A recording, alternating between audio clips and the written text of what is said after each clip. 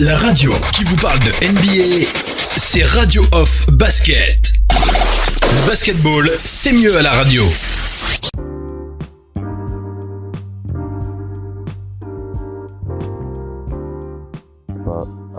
Bienvenue à tous, bienvenue les amis, bienvenue sur le parquet de la Radio Off. Vous êtes bien sur le talk show Total Africa NBA, l'émission longue dans laquelle on fait le point sur l'actualité de la NBA comme à notre habitude. Total Africa NBA, dans ce talk show on met un point d'honneur à mettre en avant bien entendu les joueurs africains, les joueurs d'origine africaine qui évoluent donc en NBA, et on n'oublie pas non plus de faire le point aussi sur l'actualité en cours avec les matchs qui se jouent, comment évoluent les équipes dans la bulle, quelles sont nos impressions par rapport à ce que nous voyons, et par rapport aussi à ce que nous avons apprécié, et par rapport aussi à nos déceptions.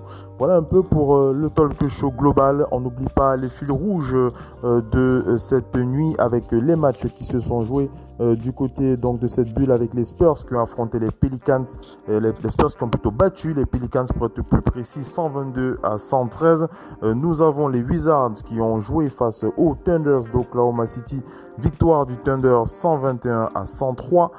Nous avons les Raptors qui ont joué face aux Grizzlies de Memphis, victoire des Raptors 108-99. Et voilà pour les trois matchs qui se sont terminés. Nous avons le Magic qui affronte en ce moment les Celtics de Boston. Nous aurons ensuite les Sixers de Joel Embiid qui vont affronter les Blazers de Damian Lillard, les Rockets de Houston qui affronteront les Kings de Sacramento, et les Nets de Brooklyn qui vont affronter les Clippers de Los Angeles. Comme à votre habitude, vous le savez, je ne présente pas les talk shows de cette radio tout seul. Je suis accompagné de nos fidèles partenaires, nos fidèles auditeurs, nos fidèles collaborateurs. On va accueillir Missy qui est avec nous sur le parquet. Bienvenue Missy sur ce talk show, comment vas-tu? Bonsoir à tous. On est là ce soir, mais cette semaine on a enregistré une triste nouvelle. Je profite de l'occasion qu'on est dans Total Africa pour lui rendre hommage. Un gros hommage à Michael Odio, ancien de Florida State, décédé d'une crise cardiaque lors d'un entraînement individuel à Belgrade. Il était justement à la recherche d'un nouveau club, et il s'entraînait dans une salle pour se maintenir en forme et espérait trouver quelque chose. Les pivots de l'Étoile Rouge de Belgrade. Mais toute cette zone de l'Adriatique, ce sont des terres de basket, hein. Parce que les Serbes, les Croates, tout ce que vous voulez, les Slovènes et autres, on sait que c'est de grands basketteurs, hein. Leur talent n'est plus à démontrer. Et quand vous jouez dans ces ligues-là, la Ligue Adriatique, ça veut dire que vous avez le niveau, il faut bien le dire, hein. Il y a beaucoup de jeunes Africains qui sortent des universités américaines. Tout le monde ne va pas à la NBA, mais un grand nombre d'eux font carrière dans le monde entier, en Europe, dans d'autres continents. Ils vont aux Philippines, ailleurs, là où ils peuvent trouver de la place. Une belle pensée pour lui. Il faut considérer le basket dans son ensemble comme un sport, une grande famille. Donc, une belle pensée pour lui. Ouais. Il avait 27 ans, voilà. Ouais, une belle pensée pour lui. Merci Missy pour cette pensée. Voilà. On va enchaîner avec la suite du talk show. Une belle pensée pour lui. C'est rien, voilà. Voilà, une belle pensée pour lui. Merci Missy. On aura normalement la présence du doc ONP qui va être avec nous. Il va certainement nous rejoindre tout à l'heure. Il était connecté, puis il a eu une petite déconnexion de son côté. Il n'hésitera pas à nous rejoindre. Gros big up aussi à notre nouveau partenaire Mike Laviole, spécialiste des Raptors de Toronto pour le journal L'Express du Canada, qui devrait aussi être présent avec nous. Mais il m'a informé qu'il a normalement il a suivi le match des Raptors. Vous savez, on vous avait précisé que Mike réalise aussi des podcasts. Il est le responsable du podcast Dino Talks. Donc, il suit régulièrement tous les matchs des Raptors. Il réalise des émissions que nous diffusons sur Radio Off Basket. Si vous n'avez pas encore suivi les spéciales Raptors de Mike Laviole dans son podcast Dino Talks, on vous invitera à réécouter bien entendu les podcasts disponibles sur le réseau Radio Off Basket. Vous le trouvez sur notre site internet www.radiooff.net et bien entendu sur toutes les plateformes de podcasts disponibles sur le web. Donc il suffit de vous télécharger par exemple Apple Podcast, vous allez chercher Radio Off Basket si vous avez un téléphone iOS et vous allez voir bien entendu les spéciales Mike Laviole avec Dino Talks. Mike Laviole qui a donc réalisé une analyse après de ce match, les Raptors de Toronto face à cette belle équipe qui était des Grizzlies de Memphis. Ah, je vois Mike qui nous a rejoint. C'est bien Mike, bienvenue sur le parquet de la Radio dans Total Africa, comment vas-tu? Je suis là, bonjour, désolé du retard, il y avait l'après-match. Non, il n'y a pas de souci. Et les Raptors. On se disait aussi que tu étais en plein dans ton émission, donc. En plein débrief. En plein débrief, ça y est, on a fini. Oui. Je suis là maintenant. Ah, super. Il n'y a pas de souci, Mike. Il n'y a pas de souci. Merci de ta présence. Merci de ta présence, Mike. Alors, vu que tu es là et que tu viens de terminer ton émission, ça veut dire que tu as le cerveau bien frais là pour nous faire vivre cette rencontre un petit peu. Bien entendu, on va pas revenir sur tout ce que tu as partagé sur ton émission. On rappelle que ton podcast l'après-match est disponible sur Radio Basket puisqu'on diffusera ton podcast aussi. Mais bien entendu, tu partageras un petit peu tes lumières, surtout concernant Pascal Siakam, vu qu'on est dans Total Africa. Bien sûr. Voilà, merci de ta présence. Missy, qu'est-ce que tu veux dire? Oui, termine, après je dirai. Voilà, donc je disais que le doc va nous rejoindre tout à l'heure pour ce talk show. Donc première partie de cette émission. Bon, en fait, c'est une émission où on va un peu, je vais pas dire qu'on va mélanger les choses, mais on va aborder deux sujets. Il y a deux gros sujets normalement dans Total Africa. C'est l'actualité des Africains en NBA, mais on n'oublie pas aussi l'actualité des équipes qui jouent en ce moment. Donc l'idée de faire véritablement deux parties, ça fait que on n'aura pas forcément de parler de tout. Donc je crois qu'on va essayer de faire un ensemble, c'est-à-dire que on prend les nouvelles d'un joueur africain et puis on essaye de faire le point sur son équipe globalement, voir un peu où elle se trouve, voir un peu comment elle avance, quelles sont nos craintes, quelles sont nos certitudes, quelles sont nos peurs, etc. Je crois qu'on va évoluer comme ça. Ça va nous permettre d'être un peu plus cohérent avec l'actualité. Vas-y, mais c'est ce que tu veux dire? D'autant plus qu'on connaît tous les qualifiés de l'Est maintenant. Voilà, on connaît tous les qualifiés de cette conférence Est. Orlando et les Nets.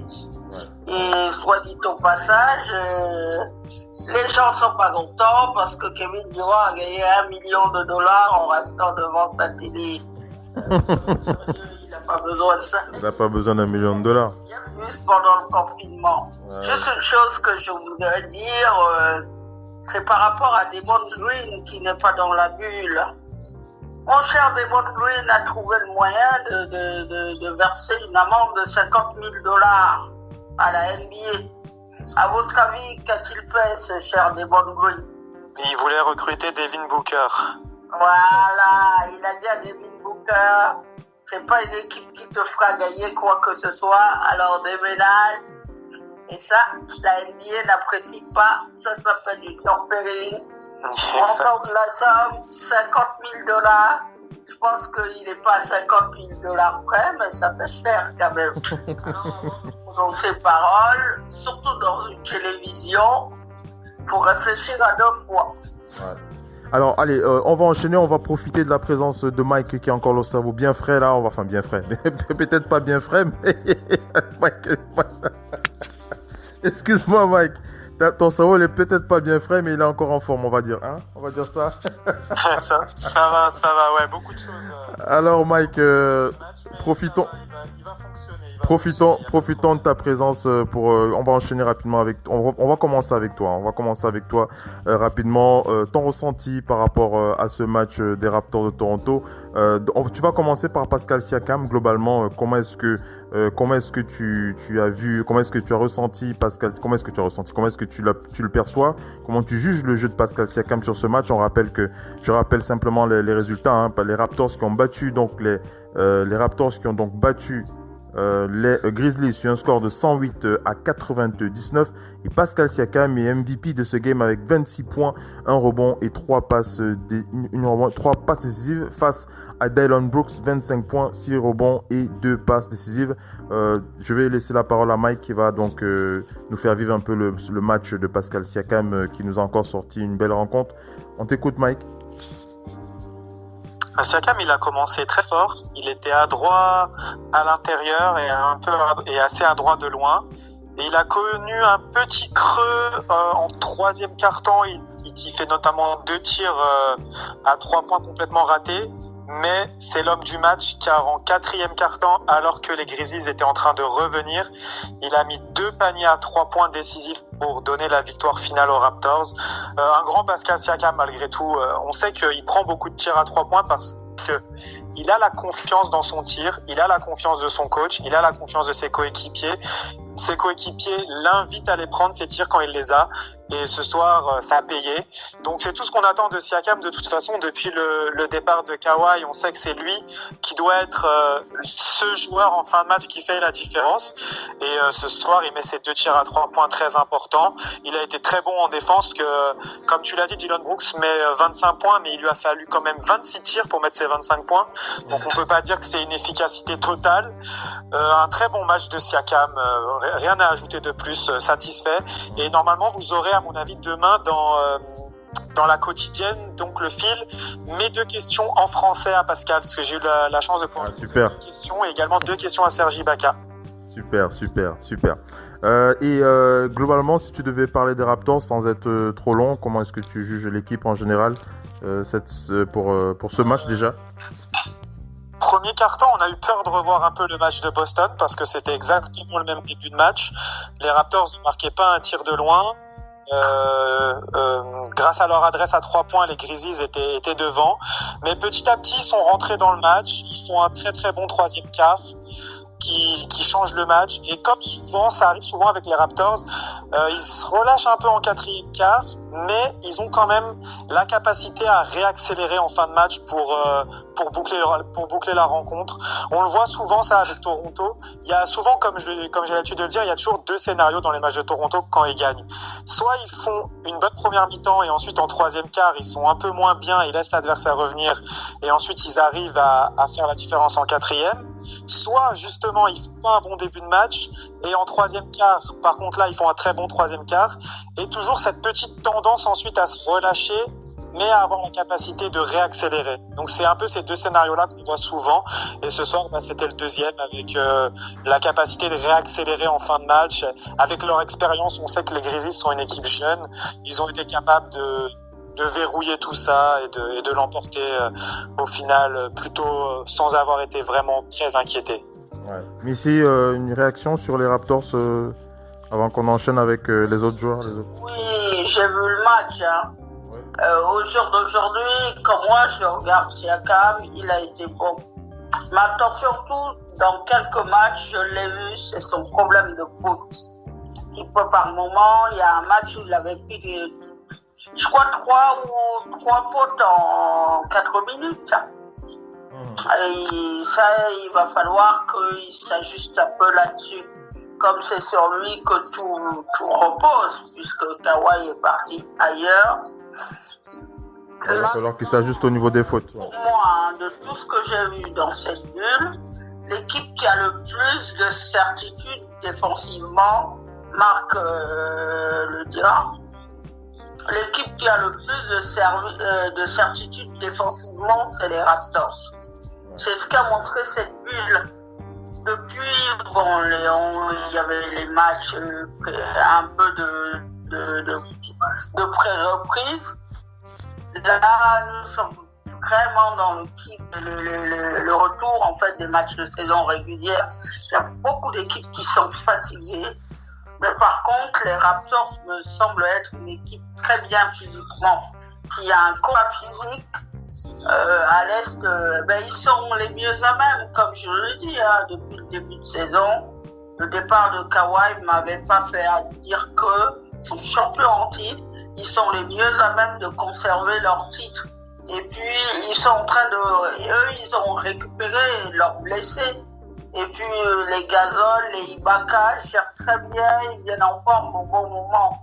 Quand vous avez votre rooster qui vient en forme au bon moment, il y aura peut-être un petit effort à faire un peu du côté du banc, mais ils sont parfaitement dans leur timing à eux. Contrairement avec les Raptors, en fait, quand vous regardez les Raptors, vous voyez la faille des autres équipes.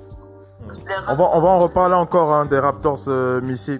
On va en reparler puisqu'on va revenir sur la semaine africaine. On va revenir sur la semaine africaine notamment vu que tu vas continuer à argumenter là-dessus. On va revenir sur la semaine africaine avec justement la journée du 3 août.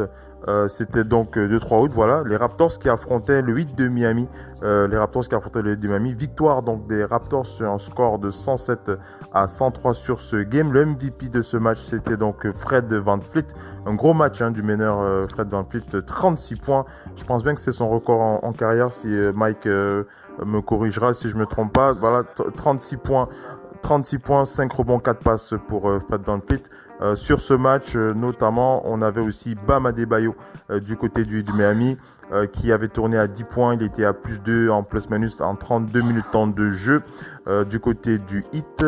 Et nous avions, on a toujours pas de nouvelles de notre cher défenseur gabonais du côté du Heat qui n'a pas été aligné. Il n'est ni en din not play, il n'a pas été aligné. Je me demande même s'il est dans la bulle d'ailleurs. Notre cher Silva. On sait si Silva est dans la bulle ou pas, parce que aucune nouvelle de la part de Silva. J'ai pas de. Je sais pas. Ici, tu sais si Silva est dans la bulle ou pas? Le Gabonais, tu sais pas. On sait pas. En tout cas, on va chercher.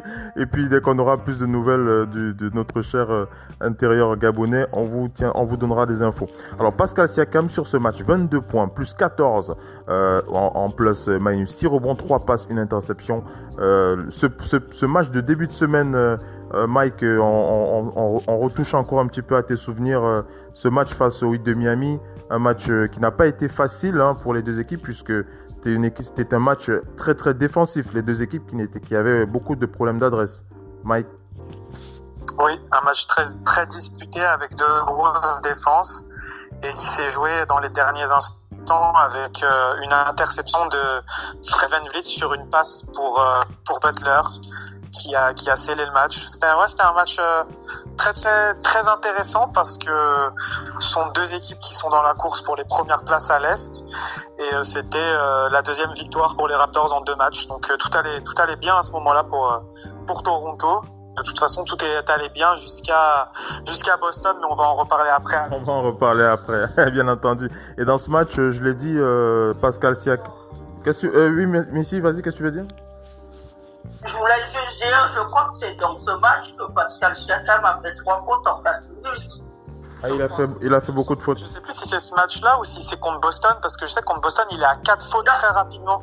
Oui, mais même dans ce match-là aussi. Il y avait beaucoup de fautes, c'était un match très défensif. Je crois que ça aussi, quand lui il a des fautes rapidement, c'est ce que je disais tout à l'heure, ça perturbe un peu l'équilibre des Raptors. Ouais. D'autant plus que, sachant qu'ils ont récupéré certes des blessés, mais je suis quand même très inquiet pour le banc des Raptors, quoi. Il y a un joueur comme, j'oublie son nom, il a joué à, l'ancien champion NBA là avec les Warriors là. Patrick Mako a quitté, ouais. Il a quitté la bulle là. Pour soigner son genou. C'est pas sûr qu'on le revoit et puis l'ancien joueur des Nets, comment il s'appelle? Rondé Jefferson. Il est un peu moins en vue et il joue un peu moins, donc il va falloir reconstituer un peu au niveau de la seconde unité, quoi. C'est juste le point que je voulais soulever. Donc, vas-y. Nick Nurse a beaucoup réduit ses rotations dès le départ, en fait, sur les gros matchs. Il a fait une rotation à 7-8 joueurs. Mais même sur les 2 premiers matchs, il me semble que c'est juste Ibaka et Powell qui ont beaucoup de temps de jeu. Et même un Terence Davis derrière et Rondé Jefferson, il me semble, sur le match contre Miami, ils sont à 5 minutes. Donc c'est vrai qu'il a vachement réduit sa rotation, mais il a recommencé à réouvrir le banc depuis ce match-là contre Memphis. On a vu Matt Thomas qui a un peu joué également. Rondé qui a eu plus de responsabilités à la création depuis le match d'Orlando. Et petit à petit, ça revient, mais je pense qu'on va se diriger vers une rotation plus restreinte de toute façon avec les playoffs. Mais l'avantage, c'est que maintenant que les Raptors ont validé cette 2e place, je pense que Nick Nurse va pouvoir reprendre ses essais habituels sur les matchs qui restent en ouvrant son banc largement et en donnant du temps de jeu à tout le monde pour voir un peu qui va être apte à jouer ensuite pour quand les phases finales vont commencer. Ouais.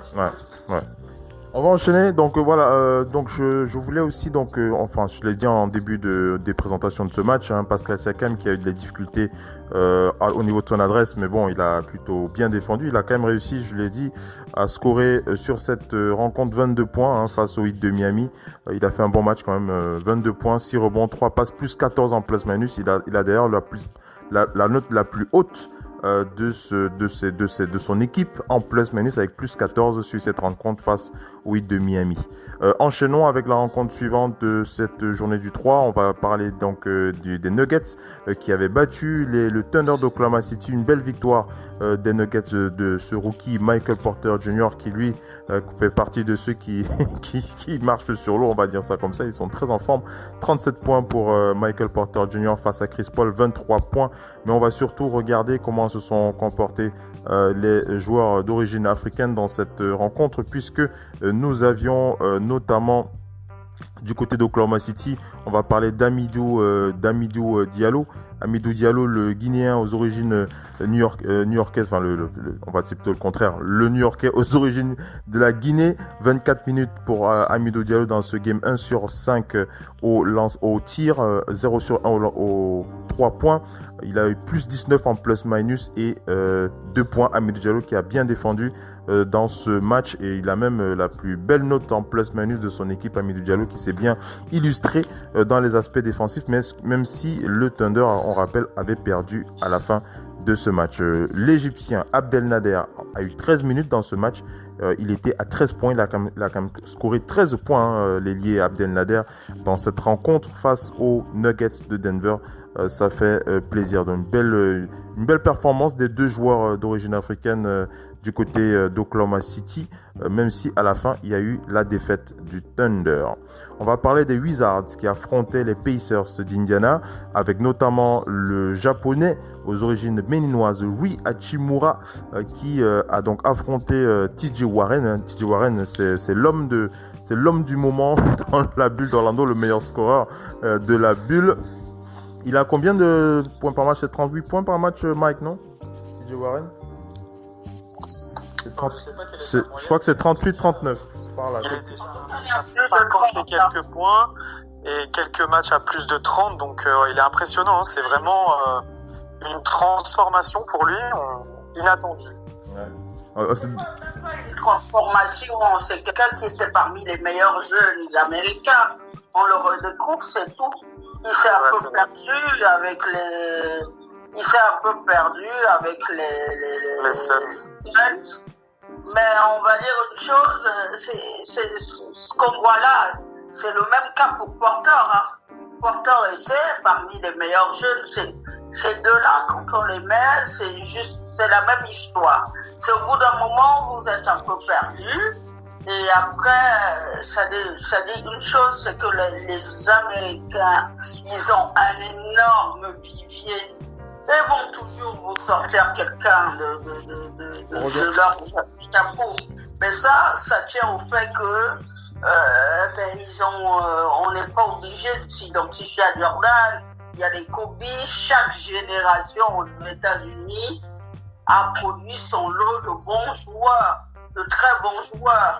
Après, maintenant, on discute qui est le numéro 1, qui est le numéro 2, mais quand on dit quels sont les meilleurs joueurs, vous en trouvez des tonnes. On va enchaîner du côté des Wizards. On va revenir aux Wizards de Washington. Je voulais surtout mettre le point sur la performance de Rui Hachimura. Rui Hachimura, que le Béninois, le japonais aux origines du Bénin. Rui Hachimura qui a souffert dans ce match face aux Pacers d'Indiana. Il était à moins 15 dans cette victoire avec 9 points, 7 rebonds, 6 passes. Rui Hachimura qui a bien souffert face aux Pacers de notre cher TJ Warren, très en forme en ce moment. On va enchaîner. On va parler de la rencontre qui avait opposé les Grizzlies de Memphis aux Pelicans. Les Grizzlies qui avaient perdu face aux Pelicans de Zion Williamson. Brandon Ingram qui était MVP avec 24 points, 7 rebonds, 5 passes. Mais Gorgui Dieng n'avait pas été aligné ce jour-là. D'ailleurs, Gorgui qui a été aligné plus tard. On reviendra sur Gorgui tout à l'heure. On va parler des Spurs de San Antonio. On va enchaîner avec les Spurs de San Antonio face aux Sixers de Joel Embiid, 132, un match très très serré, les Sixers face aux Spurs, 132 à 130. Joel Embiid qui avait terminé MVP de ce match, 27 points, 9 rebonds, 5 passes décisives pour le Camerounais. Joel Embiid qui globalement est très, Joel Embiid est très satisfaisant. Je ne sais pas si ma phrase a son sens, mais il nous satisfait véritablement cette semaine, Joel Embiid. On va faire un point. On va faire un point sur Joel Embiid. On va commencer par Mike. Après, Missy, tu vas réagir. Mike, Joel Embiid, comment tu le vois, comment tu sens le pivot des Sixers? Un peu esselé quand même, mais individuellement, on le sent bien, Joel Embiid. En fait, maintenant, on lui a donné les clés de la maison parce que de toute façon, Ben Simmons a été annoncé blessé jusqu'à la fin de la saison, si je me trompe pas. Ou peut-être une petite chance de retour s'ils vont. Il va se faire opérer. Ouais, c'est ça. Donc, il y a peu de chance. Ouais, voilà. Du coup, je pense qu'il a les clés il a les clés du camion, comme on dit, et pour l'instant, il assure. Et du coup, je suis content de voir que après les petits doutes qu'on avait émis avec le doc la semaine dernière, du coup, les Sixers ont vraiment relevé la tête et ça fait plaisir. Maintenant, à voir si défensivement ça s'améliore, parce que si je me trompe pas, pour l'instant, les matchs sont très offensifs et on n'est pas encore au niveau de nos attentes défensivement, mais en tout cas, Joel Embiid fait le travail, ça c'est sûr. Ici, Joel Embiid, qu'est-ce que tu t'exprimais sur Joel Embiid? On va. Missy, attends, 2 secondes, Missy, juste le temps d'introduire le doc qui est avec nous. Bonsoir, doc, comment vas-tu? Bienvenue dans Total Africa. Bonsoir tout le monde. Bonsoir. Bonsoir. Installe-toi le doc, on te fait intervenir tout à l'heure, tu prends tes aises sur le parquet, il n'y a pas de souci. Missy, tu étais en train de t'exprimer sur Joel Embiid. Je sais que Joel Embiid, il écoute cette émission, peut-être nous entend-il. Ah, ça, je peux te l'assurer. Joel Embiid, ce que j'ai dit, Joel Embiid n'est pas un shooter à 3 points naturel pour prendre tous les tirs qui passent à 3 points.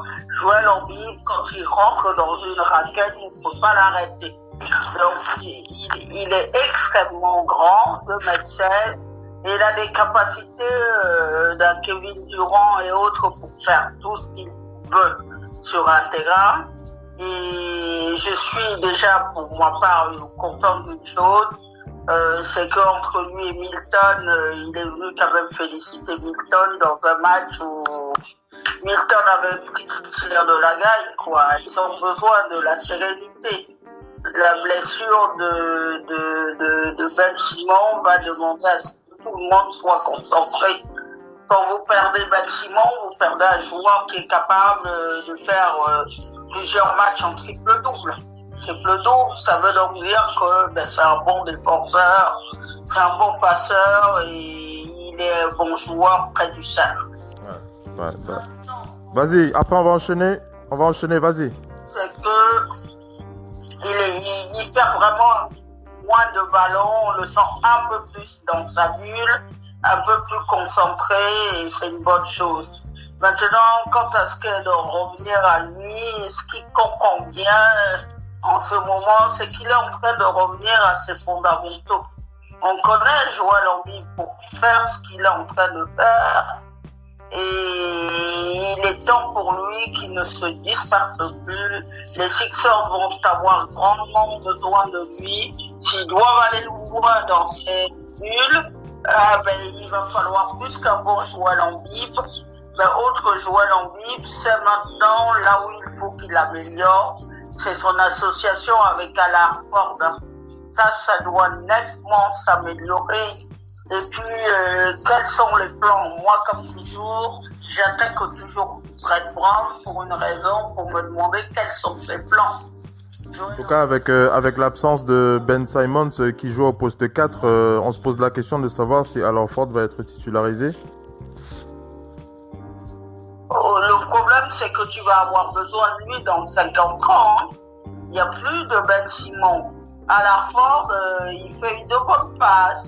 Et puis défensivement, tu vas avoir besoin de lui. Il va falloir que les Sixers se montrent, les petits jeunes comme Matisse Thybulle, tout ça, c'est des gens qu'il va falloir qu'ils en fassent un peu plus. Ouais. Et c'est quand vous avez votre joueur majeur comme Ben Simmons qui est blessé, ça veut dire que Joël Embiid doit en faire un peu plus. Et drainer dans tout son sillage, tous ses coéquipiers. Il faut qu'ils soient au diapason les uns avec les autres. On reviendra sur Joël Embiid.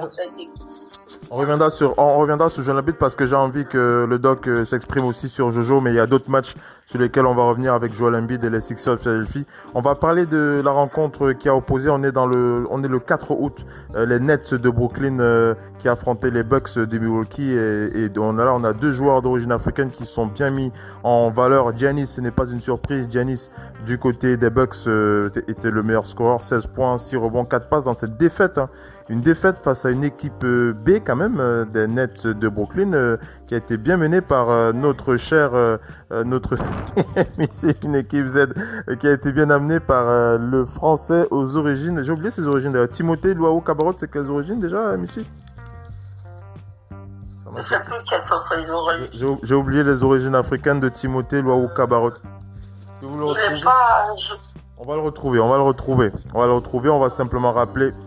On va rappeler que le français était à 26 points, 3 rebonds, une passe dans ce beau match des Nets. Les Nets qui sont qualifiés quand même pour les playoffs. Je rigole, les Nets. Les Nets qui sont qualifiés pour les playoffs. Ils vont jouer leur rôle de poil à gratter dans ces playoffs.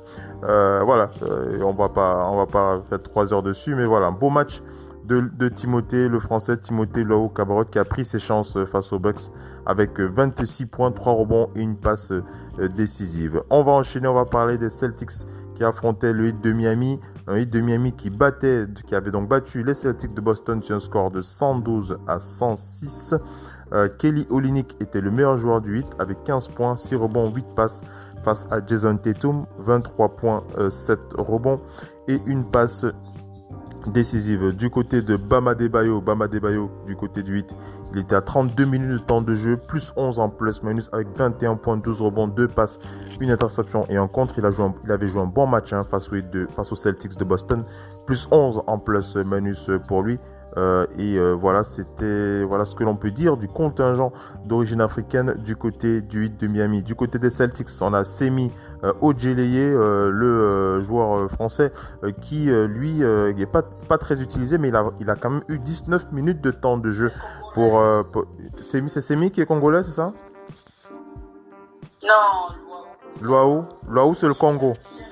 C'est Timothée Luau Cabarrot qui est donc originaire du Congo. Semi Ojeleye qui est donc qui est origine du Nigeria. 19 minutes de temps de jeu pour lui, même s'il était à moins 3 dans cette équipe, il s'est battu quand même comme il l'a pu. 5 rebonds pour lui. Il a plus un caractère défensif du côté des Celtics, dont on ne va pas forcément en attendre grand chose. Mais les Celtics qui avaient donc perdu sur cette rencontre face au Heat de Miami. On va enchaîner. On va parler Alors je ne vais pas parler des Rockets parce que pour l'instant, Luc n'est toujours pas. Il est toujours en did not play du côté des Rockets. Mais on reviendra sur les Rockets, hein, on va en reparler tout à l'heure. Je vais accélérer sur le contingent de la semaine des joueurs d'origine africaine. On va parler, voilà, le match qui a opposé les Sixers aux Wizards de Washington. Rui Hachimura qui a donc vu le jeu, qui a subi les coups de foudre du Camerounais Joel Embiid, qui était donc MVP de cette rencontre avec 30 points, 11 rebonds, 3 passes décisives face à Thomas Bryant, l'homme du charbon, c'est comme ça que moi je l'appelle, Thomas Bryant aux Wizards. 19 points, 10 rebonds, une passe face aux Camerounais. Il n'y avait rien à faire. Joel Embiid était devant, il a vraiment dominé les Wizards.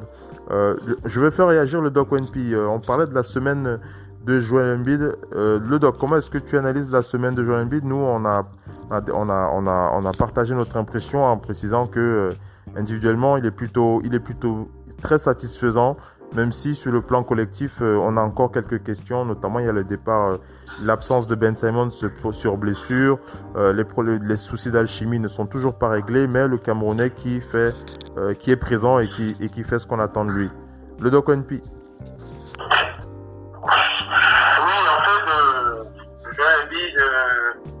On va voir, c'est un tournant. Hein. C'est un tournant. Comme je le disais, les 2 autres années, les 2 dernières éliminations de son équipe en play-off, c'était tout simplement dû à sa méforme physique, à sa santé. Ils ont joué 2 années consécutives avec leur leader et leur meilleur joueur à 50%. Comme je fais de le répéter, l'année dernière, les Raptors passent à un tir qui rebondit 3 fois sur le cercle, avec un Joel Embiid qui a joué la série à 50%. Tout simplement, et malgré ça. Bon, là, on va dire qu'il y avait un Jimmy Butler, certes, mais il aurait juste fallu d'un Joel Embiid à 75% et ce truc, il est plié. Nous sommes maintenant dans le cas inverse. Son co-leader, à son tour, d'être blessé. À l'édiction chez les Sixers. Tout le monde se rappelle de blessures, surtout dans leur tour de draft prometteur. Ça continue parce que voilà encore des playoffs avec un joueur manquant. Et quel joueur? C'est-à-dire que quand on additionne sa ligne de stats, c'est au-dessus constamment de 35 à environ. C'est-à-dire qu'il est minimum dans quelque chose comme 12, 10, 10, ou bien 12, 12, 10, ce genre de choses. Ça veut dire qu'à tous les niveaux, les lignes de stats, il est important. Maintenant, ça ne dit rien sur l'alchimie où il y a un problème. Même malgré son importance, il y avait un problème. Oui, il y avait un problème. Voilà, vous avez vu au dernier match, Horford a commencé en 4. Horford a commencé en 4 parce qu'ils sont dans l'obligation maintenant. On va voir le tour de passe-passe que ce coach va pouvoir faire parce que maintenant, il va être obligé de jouer avec Horford en 4 et de trouver la chimie. Le souci est que ils n'y arrivent pas, eux, pourtant c'est possible. J'ai entendu des gens dire que c'est impossible. Combien d'équipes ont eu des postes 5 et postes 4 plutôt dominants dans la peinture? Ça arrive tout le temps. Ça arrive tout le temps. Même là encore, on va pas me dire que Brook Lopez et Giannis n'arrivent pas à jouer ensemble. Je ne dis pas que Embiid c'est un Brook Lopez. Mais l'inverse là-bas, le poste 4 est plus dominant que le 5, mais ils arrivent à se trouver. Donc, moi j'ai bien aimé le dernier match de Joel Embiid. A priori, il a un nouvel ami, pas ami entre guillemets, plutôt ami entre guillemets, qui a dit la même chose. Si vous avez vu les déclarations d'un spécialiste de l'intérieur, qui est Draymond Green sur le plateau de NBA TV a dit tout ce qu'on dit depuis ici. Il a dit Joel Embiid devrait être le mec le plus dominant de cette ligue. Mais ben oui, il a dit clairement, moi je défends Joel Embiid. Quand il est à la péri, quand il fait ses points pour tirer à 3 points, je le laisse. Parce que ça me repose. Ça me repose tout simplement. Il a dit, moi, ça me repose. Ce mec viendrait poster sur moi 3, 4, 5, 10 fois. Je serais usé avant la fin du match. C'est ce qu'on essaye de dire. Ce n'est pas parce que tu essayes une fois que ça ne marche pas que le travail n'est pas bon. C'est à l'usure. Tous ceux qui ont défendu sur Kobe Bryant et qui le disaient, je fais une parenthèse, il était énervant parce qu'il voulait tous les ballons et nous, ça nous faisait travailler. On est tous les défenseurs qui viennent que sur 2-3 possessions et et ça leur permet de se reposer. Mais quand tous les ballons vont sur le mec sur qui tu défends et qu'il t'attaque tout le temps, et que tes jambes, au début du troisième quart-temps, commencent à lâcher, le mec continue et il se retrouve à 35 points et toi, tu ne sais pas comment il a fait. Et Joel Embiid, ce qu'on lui demande, c'est de poster. Le défenseur, à un moment donné, aura, avant la fin du deuxième quart-temps, 3 fautes, donc il sera déjà out. Avant le début du quatrième quart-temps, 5 fautes, donc il sera handicapé, ou son équipe sera en faute collective. Les adversaires seront en faute collective, ça va être lancer franc sur lancer franc, et on l'a vu au dernier match contre, quand même, c'est pas une petite raquette, même s'ils ont perdu le petit Bamba, mais contre Orlando, Joel Embiid tire 13 lancers francs. Et il ne tente qu'à 3 points 2 fois. Ces 2 derniers matchs, il n'a tenté que 2 tirs à 3 points. Je l'ai dit, c'est pas interdit, c'est le jeu actuel. Il peut le tenter. Mais c'est au passage que tu tentes. Sinon, le reste du temps, tu vas poster et tu fais la misère à ces mecs-là. Ils doivent se succéder et ramasser chacun des fautes. C'est ce qui se passe. Et quand tu tires 13 lancers francs, ça veut dire que tu es allé au charbon. Quand Giannis tire des 15 lancers francs par match, c'est parce qu'il attaque ses défenseurs. Il leur laisse pas le choix. À un moment donné, tu es obligé d'arrêter ses mains et tu mets ton équipe en faute collective. Et c'est ce qui s'est passé. Vous pouvez voir le nombre de lancers francs que les Sixers ont tirés parce que Joel Embiid a provoqué des fautes. Et que finalement, lors de ce dernier match, il ne fait pas un gros score, mais il fait du 23 points quelque chose. À côté de lui, Tobias Harris fait aussi sa part de boulot, mais c'est Joel Embiid et son travail qui permet aux autres de s'exprimer. Chaque interdit à tous les arrières et à tous les ailiers autour de lui de s'exprimer. Parce que quand chaque est dedans, quand le mec pénètre, tu as qu'un seul choix. Soit tu vas aider, il lève le aller-où pour le pivot, soit tu n'aides pas et le mec marque. Tobias arrive à marquer tous ses points comme ça. Il est allé au charbon, c'était, tu peux m'attaquer, je lève le aller-où pour mon pivot, qui est dedans, qui n'est pas à la périphérie, parce qu'il est dedans dans la peinture. Donc moi j'ai envie de voir ça. Ça va être dur, moi je vous le dis, parce que cette conférence Est de cette année, c'est pas une blague. Ça va être très dur. Mais moi je veux juste que s'il faut qu'ils soient éliminés, qu'à la fin de ces playoffs, on dise Joel Embiid a mouillé le maillot, il a besoin d'aide. Il a tout donné. Les gens qui disent Joel Embiid a besoin d'aide, Ben Simmons a pas dit non, il n'a pas besoin d'aide. Joel Embiid qui se blessait et eux ils le couvraient. C'est ce qui se passait chez les Sixers. Cette saison, même quand il s'est blessé, Ben Simmons et Tobias Harris sont allés au charbon. Ils sont allés au charbon quand ils ont enregistré plus de victoires que de défaites. Quand il est revenu, l'année dernière, quand il était en méforme, ils sont allés au charbon. Il y avait Butler, l'a couvert. Cette année, moi j'ai juste envie d'un truc, je ne les vois plus favoris, je ne les vois pas super loin, mais j'ai envie qu'à la fin de ces playoffs, on me montre la ligne statistique de Joel Embiid, on me montre le nombre de pivots qu'il a mis en faute collective, en foul trouble plutôt, et on me dit, ce mec est une mine d'or, il a besoin d'aide. Là, je peux le dire. Donc, moi, c'est tout ce que j'attends maintenant. De Joel Embiid. Et de continuer ainsi et d'apprendre à les poster. On enchaîne. Et de se dire et de prendre confiance. Là, c'est le moment où jamais. Pour moi, on est à un tournant. On enchaîne avec la semaine africaine. On reviendra sur les Sixers et sur la conférence Est, puisqu'il y a des choses à dire sur les Celtics et du côté de la conférence Ouest. On doit aussi parler de cette équipe des Lakers dont on va parler maintenant, mais on va surtout parler des Africains. Mais on va dans un deuxième temps, on va attaquer le sujet concernant les équipes qui nous ont plu, qui nous ont déçus et celles sur lesquelles on a des certitudes et des incertitudes. Je voulais parler de cette belle rencontre qui a opposé le Thunder d'Oklahoma City aux Lakers de Los Angeles. Et surtout, j'ai envie de marquer la bonne semaine de l'Égyptien. L'Égyptien Abdelnader avec le Thunder, il joue bien, Abdelnader. Plus d'une dizaine de points à chaque sortie, en sortie de banc pour l'Égyptien.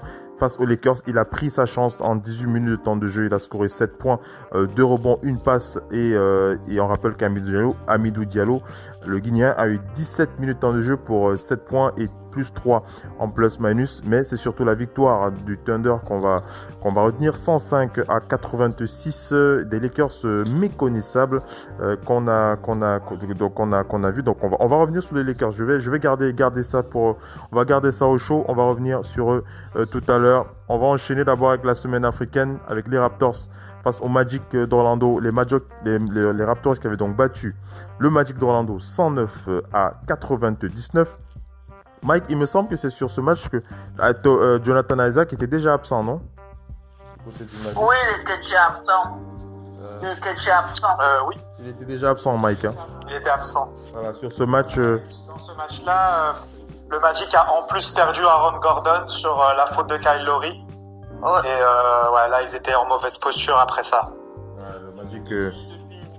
Depuis ce match-là, depuis la blessure d'Isaac, plus rien ne va pour le Magic qui, on se demande même s'ils vont finir à la 7e place. Du coup, on voyait cette 7e place qui leur était un peu promise avec les Nets et tous leurs absents.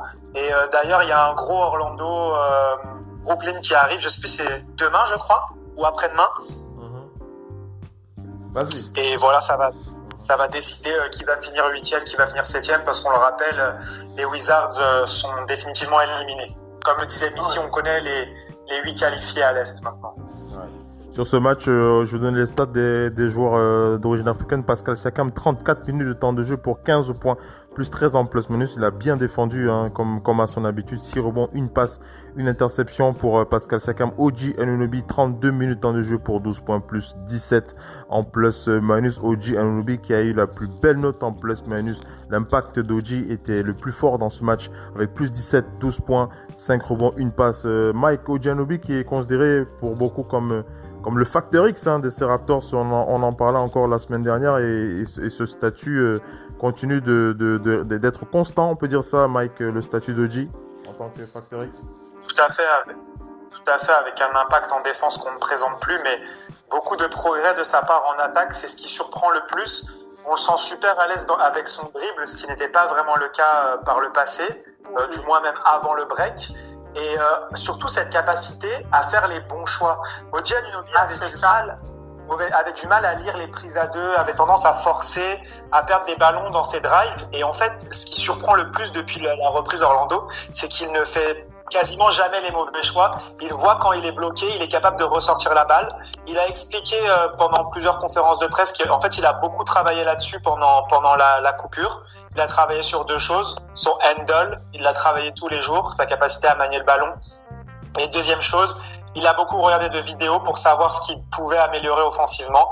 Et on voit que ça paye vraiment avec un OG qui est propre, un OG très propre. Si on pouvait le résumer à un mot, on dirait depuis la reprise, OG est vraiment propre.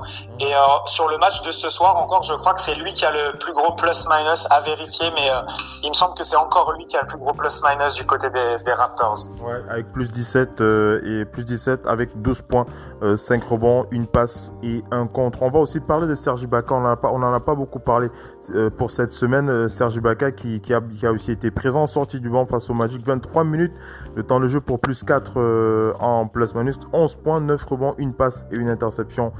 Si tu devais résumer un petit peu la semaine de Serge Ibaka, Mike, qu'est-ce que tu dirais?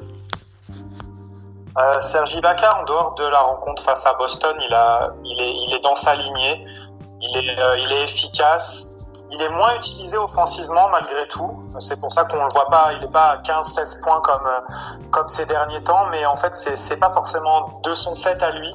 C'est simplement le jeu en ce moment qui ne vient pas forcément vers lui. Mais Ibaka, il fait ce qu'il a à faire. Il avait fait un bon match face à Orlando, un match assez sobre. Le seul petit coup de mou qu'il a eu contre Boston, c'était contre Boston, mais tout le monde a eu un coup de mou contre Boston de toute façon, donc on n'en tient pas vraiment rigueur. Ce soir, il s'est bien rattrapé encore face face aux Grizzlies avec 12 points, 12 rebonds, 2 contre, 3 interceptions, une grosse défense des Raptors. Je l'ai pas souligné tout à l'heure. Les Raptors qui retrouvaient Jonas Valanciunas et qui lui ont fait vivre un véritable cauchemar. Valanciunas finit avec 0 points, mais surtout en fait il a pas shooté. Il est à 0 sur 2. Les Raptors ont complètement coupé de la balle. L'objectif c'était vraiment qu'il n'ait pas la balle avec la grosse défense intérieure des Raptors, et on peut souligner le travail de Serge Ibaka et de Marc Gasol sur Valanciunas ce soir.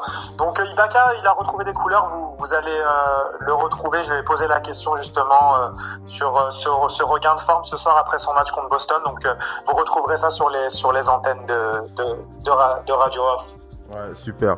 Merci Mike. Missy, je vais... J'avais une remarque sur ton Vas-y. question. Vas-y. Parce que ça, je l'ai remarqué.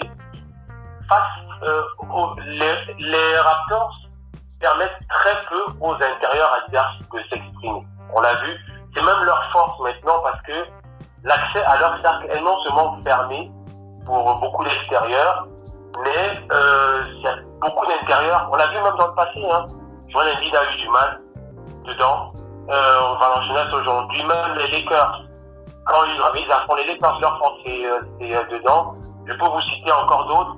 Par contre, beaucoup d'extérieurs réussissent. C'est-à-dire que, après, je sais pas si c'est un choix ou bien, bon, on sait tu peux avoir la meilleure défense du monde, mais limiter toute une équipe, c'est assez compliqué.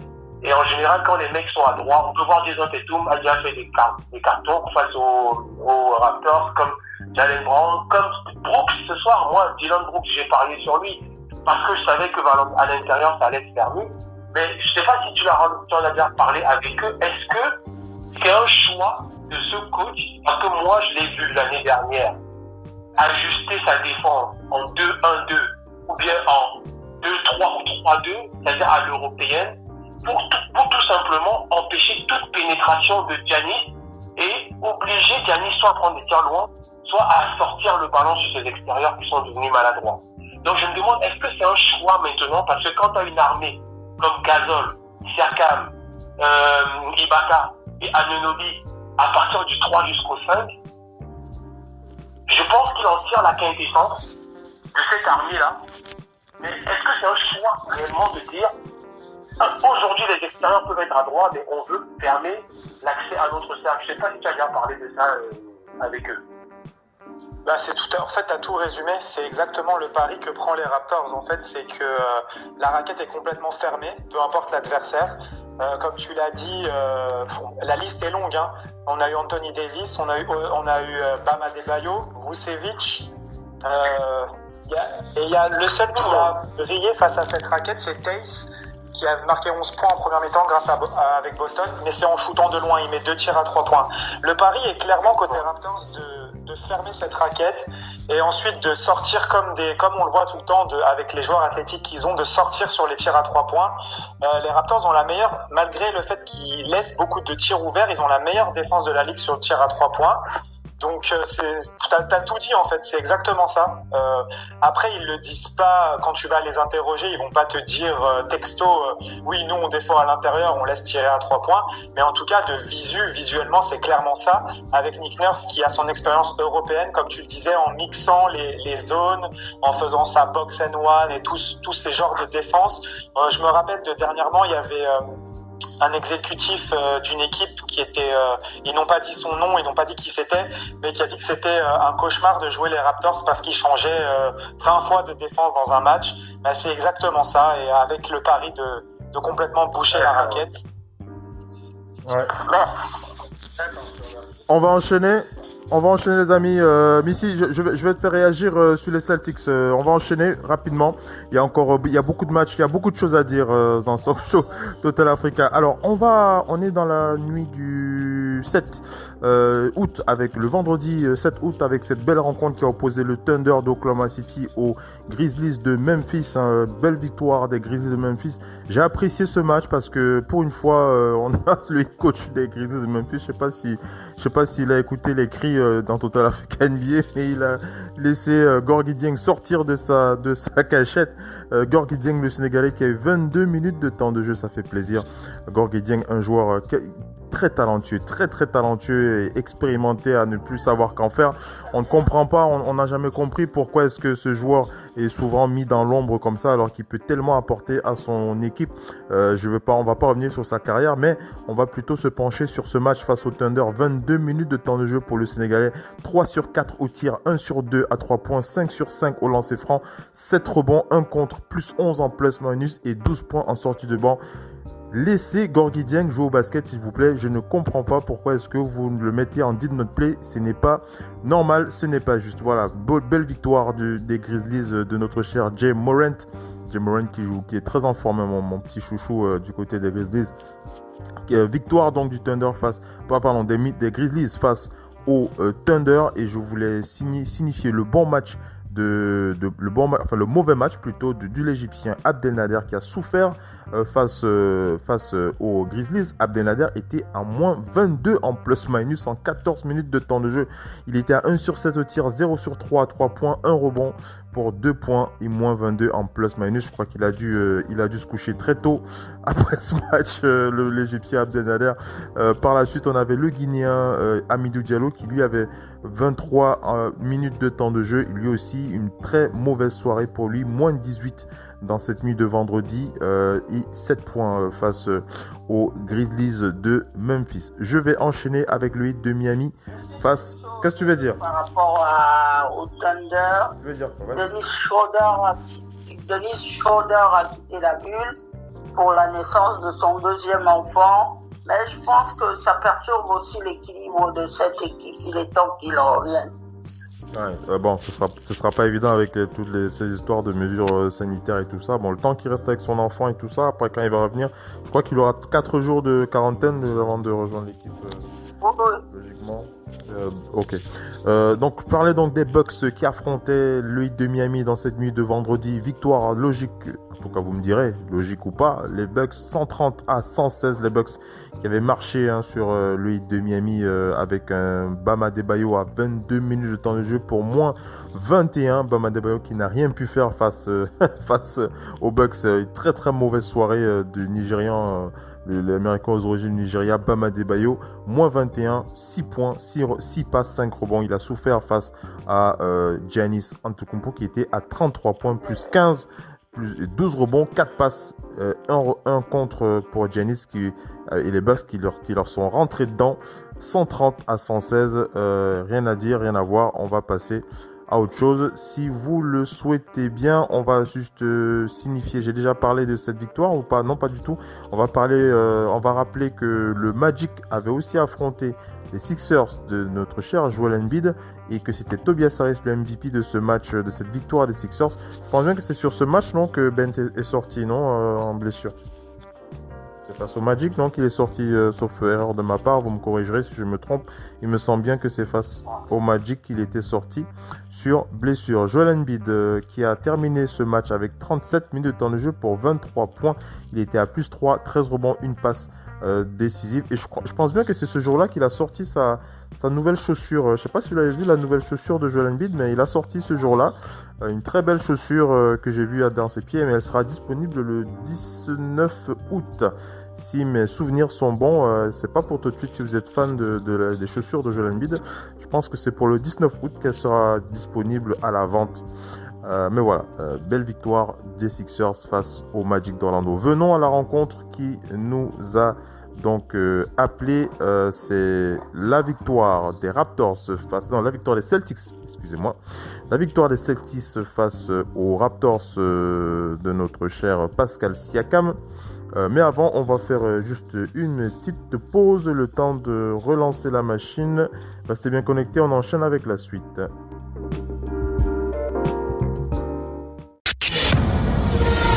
La radio qui vous parle de NBA, c'est Radio Off Basket. Le basketball, c'est mieux à la radio.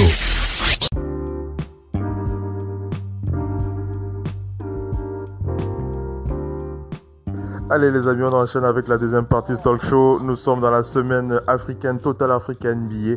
Nous sommes dans la nuit de vendredi le 7 août. On va faire la passe à Missy qui va donner son avis sur cette belle rencontre des Celtics face à nos chers Raptors de Toronto. Une belle victoire donc des Celtics sur un score de 122-100. Juste pour moi le temps de donner les stats de nos chers Africains. Du côté de ce match, on va commencer par Semi Ojeleye. En sortie de banc, 12 minutes de temps de jeu. Il était à 4 sur 6, 3 sur 5 à 3 points. Il était à moins 12 en plus-minus, plus 11 points. Pas mal le Nigérian au niveau offensif dans ce match. Le Camerounais Pascal Siakam, le pire match de sa semaine. Mike me confirmera ça tout à l'heure. Moins 26 pour Pascal Siakam en plus-minus dans ce match. 11 points, 2 rebonds, 1 passe. Il avait la plus mauvaise note, non seulement de la semaine, mais la plus mauvaise note de son équipe en plus-minus sur cette rencontre face aux Celtics de Boston. OG Anunoby l'a bien accompagné dans cette descente aux enfers en défense. Moins 15 en plus-minus, 3 points, 2 rebonds, 1 passe décisive pour 1 sur 4 au tir. Serge Ibaka n'a pas fait mieux. Il a bien suivi la lignée de cette misère en plus-minus avec moins 22, avec 2 points en 14 minutes de temps de jeu. C'était la misère. Côté Raptors, on n'oublie pas Chris Boucher qui a pas beaucoup de temps de jeu. D'ailleurs, il y a une question que je vais poser à Mike, pourquoi savoir si Chris Boucher fait partie des plans de Nick Nurse, parce qu'il n'est pas trop utilisé quand même. 14 minutes de temps de jeu pour Chris Boucher pour plus 8, c'est le seul joueur d'ailleurs qui a une plus-minus positif avec plus 8 et 9 points dans cette rencontre face aux Celtics. Mais si, les Celtics qui ont relevé la tête face aux favoris pour le titre. Les Celtics ont un problème de tous les matchs perdus dans cette bulle. C'est la question du mélange de jeu.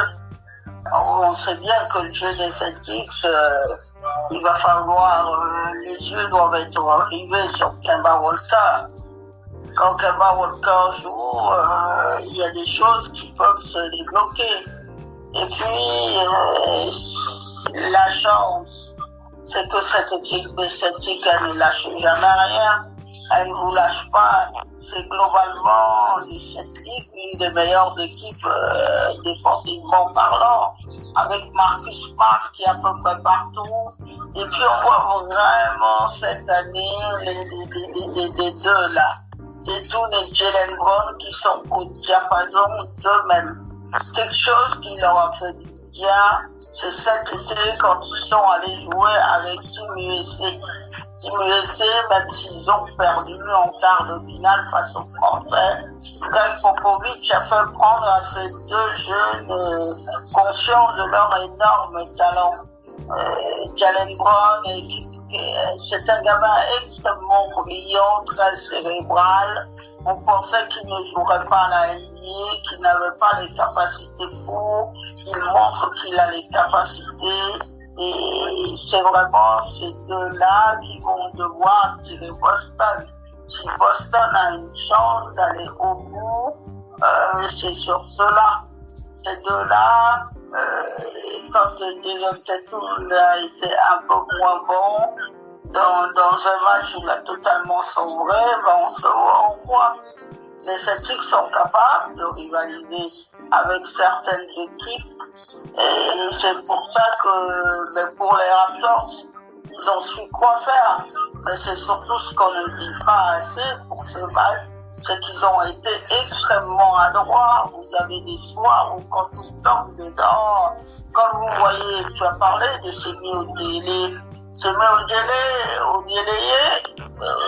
quand vous avez un chèque du bonus, tout ça, si vos meilleurs joueurs marquent quelques tirs à 3 points, alors il y a eux, ils peuvent tout le temps scorer des tirs à 3 points. Ils ont cette capacité-là.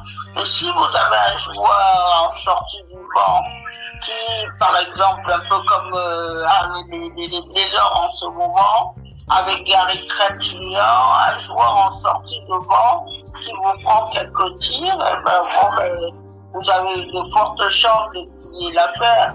Et puis les Raptors ont été extrêmement maladroits. Mais je ne doute pas que si demain confrontation playoff il y a entre les Raptors et les Celtics, les Raptors seront bien meilleurs. c'est pas un match qui doit être un match référence pour dire que finalement les Raptors ils sont pas si bons que ça. C'est justement très très faux. Ouais. Mike, comment est-ce que tu réagis à chaud? Comment est-ce que tu expliques cette mauvaise soirée des Raptors? On rappelle la plus mauvaise soirée de la semaine. Comment est-ce que quand tu reviens sur ce match, quand tu prends un peu de recul, comment est-ce que tu vois, comment est-ce que tu peux expliquer ce problème, les problèmes qu'ils ont eu cette nuit-là? Déjà, je vais rejoindre Missy sur le fait que, même je l'avais dit avant le match, il fallait pas considérer, même en cas de défaite, il fallait pas tout remettre en cause côté Raptors. Non. Et en fait, ils sont tous passés à côté. En fait, on peut pointer du doigt les stats de chaque joueur et dire oui, lui il a pas fait un bon match, lui il a pas fait un bon match. En fait, c'est une faillite collective. De toute façon, ils ont jamais été capables de mettre un tir au basket. Quand tu marques pas, ça devient compliqué de gagner un match de toute façon. Donc, parce que malgré tout, en première mi-temps, les tirs qu'ils ont, même Nick Nurse l'a souligné, c'est pas des mauvais tirs, c'est juste qu'ils ont pas mis dedans. Et la défense les a tenus en premier quart, et ils étaient pas encore trop largués, ils étaient à -6 ou -7. Mais au fil du match, forcément, quand tu mets pas dedans, petit à petit, l'adversaire, parce que les Celtics n'étaient pas adroits au début, mais petit à petit, ils ont pris de l'adresse, et après, en troisième quart, ça a été une vraie correction, en revanche. D'ailleurs, les Raptors démarrent par un 6-0, et là, on se dit, ils reviennent à 10 points, on se dit, oh, tiens, le match va peut-être tourner. Et Brad Stevens prend un temps mort et Boston répond par un 8-0 avec Jalen Brown qui était juste inarrêtable. Et en fait, Jalen Brown a donné le rythme à tout le monde. Et ensuite, les Celtics, ils rataient plus un tir. Ils finissent le carton à, je sais plus, 40 à 19, un truc comme ça sur le troisième quart. Et là, c'était fini, quoi. Les Raptors n'arrivaient plus à marquer et ils n'arrivaient même plus à les arrêter au final. Donc, c'est un match comme ça arrive souvent, comme ça arrive de temps en temps. Pas comme ça arrive souvent, parce que les Raptors n'ont pas beaucoup perdu cette saison. Mais de temps en temps, il y a un match sans et il faut le prendre comme ça. Et la capacité des Raptors, comme je l'ai dit, c'est de savoir rebondir. Ils l'ont fait ce soir. Ça aurait été plus inquiétant si, comme je l'avais dit en premier quart contre Memphis, on avait l'impression que c'était exactement la même chose. Ça aurait été plus inquiétant s'ils nous avaient fait 2 matchs de suite comme ça, mais au final, on sait qu'ils ont les capacités à se remettre en question.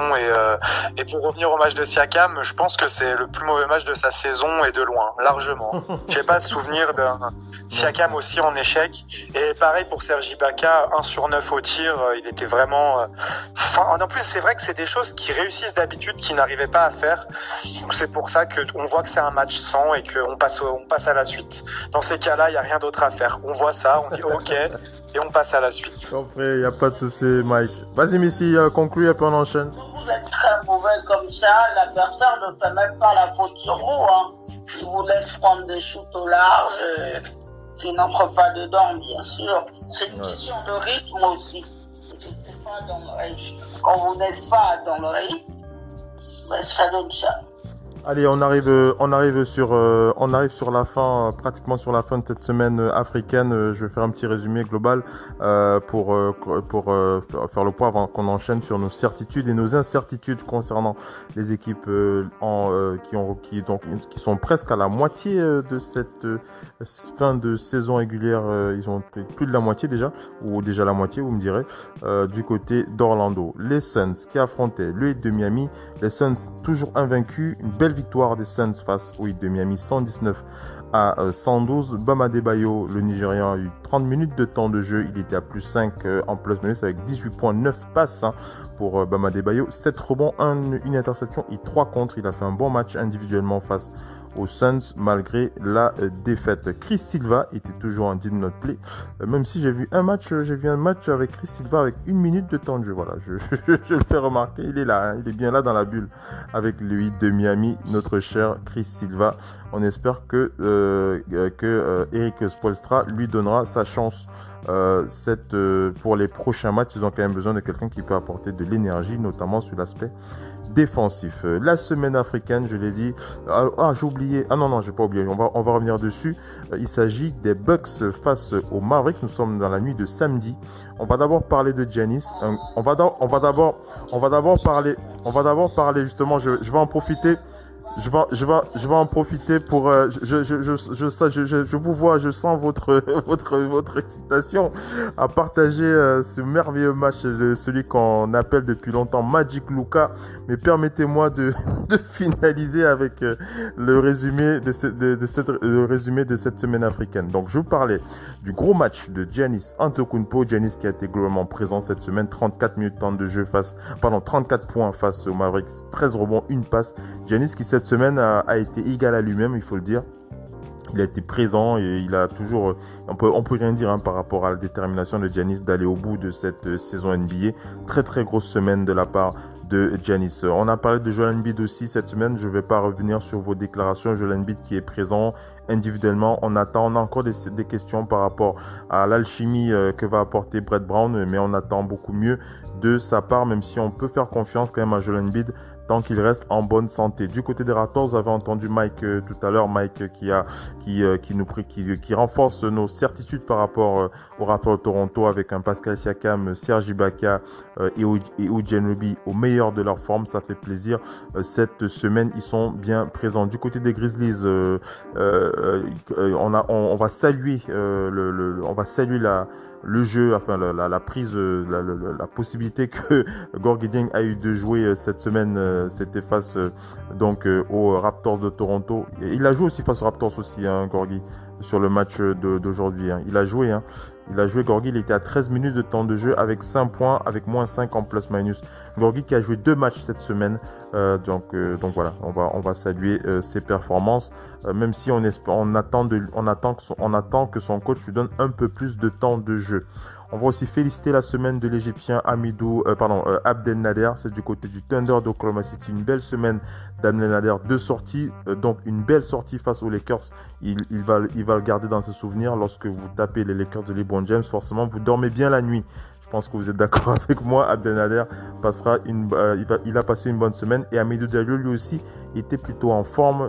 Quelques highlights du joueur qui tourne à 6 points de moyenne cette saison, qui est plutôt pas mal, le Guinéen. Bam Adebayo, quelques souffrances. Bam Adebayo avec le Heat de Miami. Le Heat de Miami qui a soufflé le chaud et le froid cette semaine. Et Bam Adebayo en a aussi payé un petit peu les frais. Et on est frustré par en tout cas moi je suis véritablement frustré par la décision de Erik Spoelstra de ne pas faire jouer Chris Silva. Il doit lui donner un peu de temps de jeu, ce serait bien. Je ne comprends pas pourquoi il ne le fait pas jouer. Sauf si on va saluer aussi Timothée Loho-Cabarrot, le Français aux origines du Congo, qui a fait un beau match. Il a tiré son épingle du jeu dans une belle rencontre c'était face à qui là? Il a scoré 30 points, j'ai oublié, ça m'est sorti de la tête là. 26 points face à Milwaukee.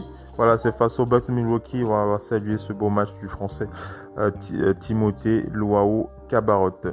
Voilà globalement à chaud comme ça, comment j'ai résumé la semaine africaine du côté de la bulle. Sauf s'il y a un détail que j'ai oublié, vous me corrigerez. Il n'y a pas de souci, j'ai vraiment fait ça de tête avec tout ce qu'on a partagé, j'ai rien noté, mais voilà, globalement, on a une semaine plutôt intéressante. Attaquons maintenant ce match que nous voulons partager tous ensemble.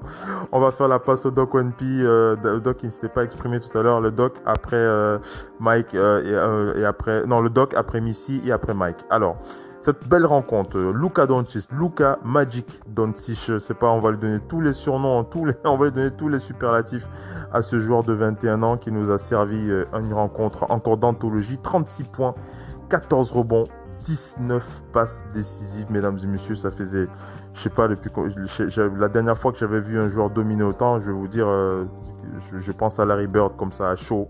Je pense à Larry Bird, pourquoi? Je sais pas pourquoi je pense à Larry Bird, mais forcément, on a des émotions fortes lorsqu'on voit un jeune joueur nous sortir des stats aussi immenses.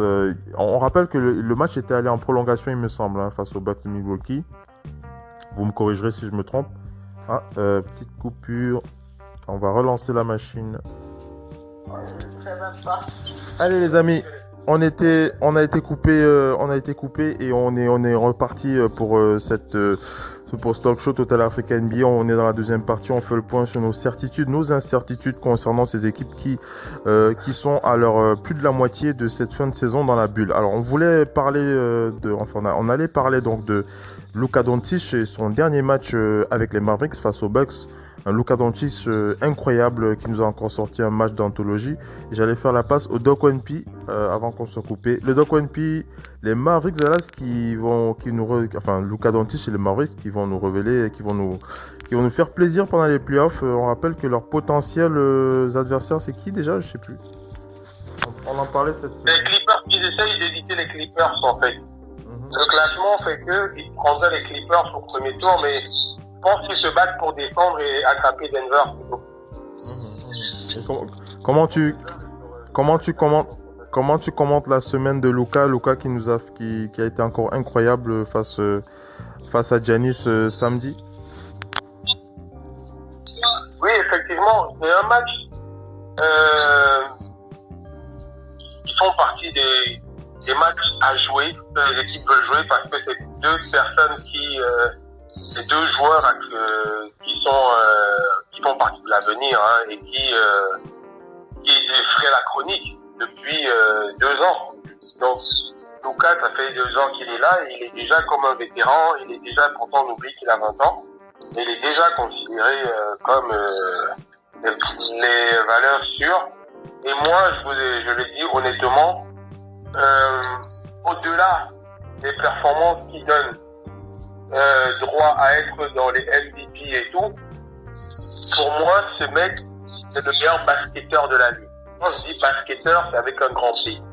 C'est-à-dire que il comprend le jeu. Tu sens vraiment qu'il y a un esprit, qu'il y a une base européenne et il s'est adapté à la NBA. Ce qui est très rare, on le dit. Il y a beaucoup de gens qui arrivent en NBA parce qu'ils viennent d'Europe et qui ont des soucis d'adaptation. Pourtant, ils ont des bases, ils comprennent le basket. Ce jeune homme est arrivé en NBA, s'est adapté tout de suite et a réussi à dominer.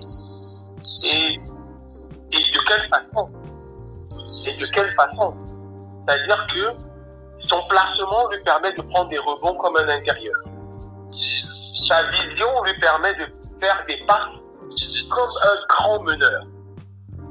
Et son adresse, plus sa vista, lui permet de marquer des points. C'est le basketteur dans son excellence.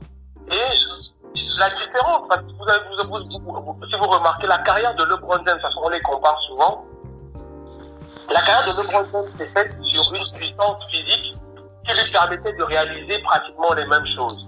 Quoique les passes, LeBron n'a pas si rapidement à 20 ans essayé autant de passes. Donc, ce mec, pour avoir la puissance de LeBron James, utilise une intelligence pour faire le meilleur. Mais si on a le son de la télé qui ressort dans les oreilles, est-ce que tu peux couper? Est-ce que tu peux t'éloigner ou couper le son de la télé, Missy? Parce que ça ressort dans le direct et c'est assez... Que LeBron James à son âge, et pire que ça, on a l'impression chaque fois qu'il a encore une marge. Parce que finalement... il n'a que 21 ans. Il n'a que 21 ans en plus. Là, c'est l'apogée de n'importe quel joueur. C'est-à-dire que n'importe quel bon joueur, ce grand joueur, fait ça, c'est son apogée. Mais lui, on a l'impression qu'il a encore une marche qu'il peut franchir. On sait bien que face souvent à certaines défenses d'expérience, on l'a vu face aux Clippers, il peut faire commettre des petites erreurs ou bien il peut, à un moment donné, flancher. Mais ça, c'est son casting autour. Moi, je l'ai dit, à casting équivalent, c'est le meilleur joueur de la ligue. Oui. Moi, je regarde les finalistes de ce MVP. Tous ont quand même des effectifs, soit déjà consolidés, qu'ils connaissent, soit de talent. On ne va pas comparer l'effectif des Lakers et celui des Mavs. On ne va pas comparer l'effectif des Rockets et celui des Mavs, qui ont encore perdu 2 joueurs. N'oublions pas que les Mavs ont perdu 2 joueurs cette année. par blessure. Un intérieur qui faisait très très mal et un meneur qui prenait le relais, parce que si vous avez vu Bronson jouer avant qu'il ne se blesse, Bronson, quand il rentrait, il faisait le travail et très proprement. Et sans compter que Tim Hardaway Jr. a été blessé un bon petit moment.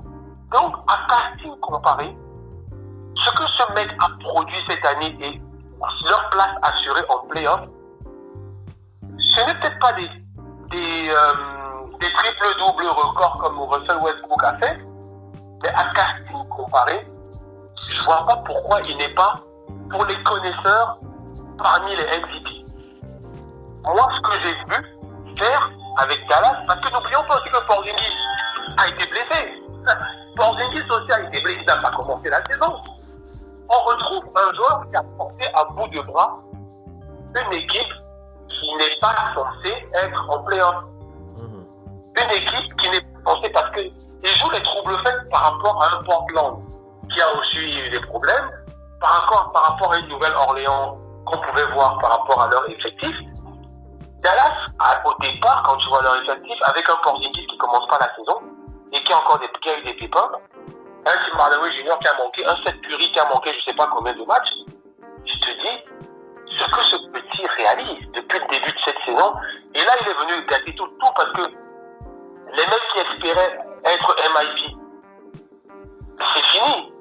Parce que finalement, on vient de le mettre dans les MIP. Je suis désolé pour Ingram et je sais pas qui d'autre. Mais on vient de le mettre dans le coup des MIP, on dirait pour récompenser un truc. Mais pour consoler sur un truc. Mais moi, il est dans la discussion MVP. Quand tu regardes le basketball, tu regardes donc.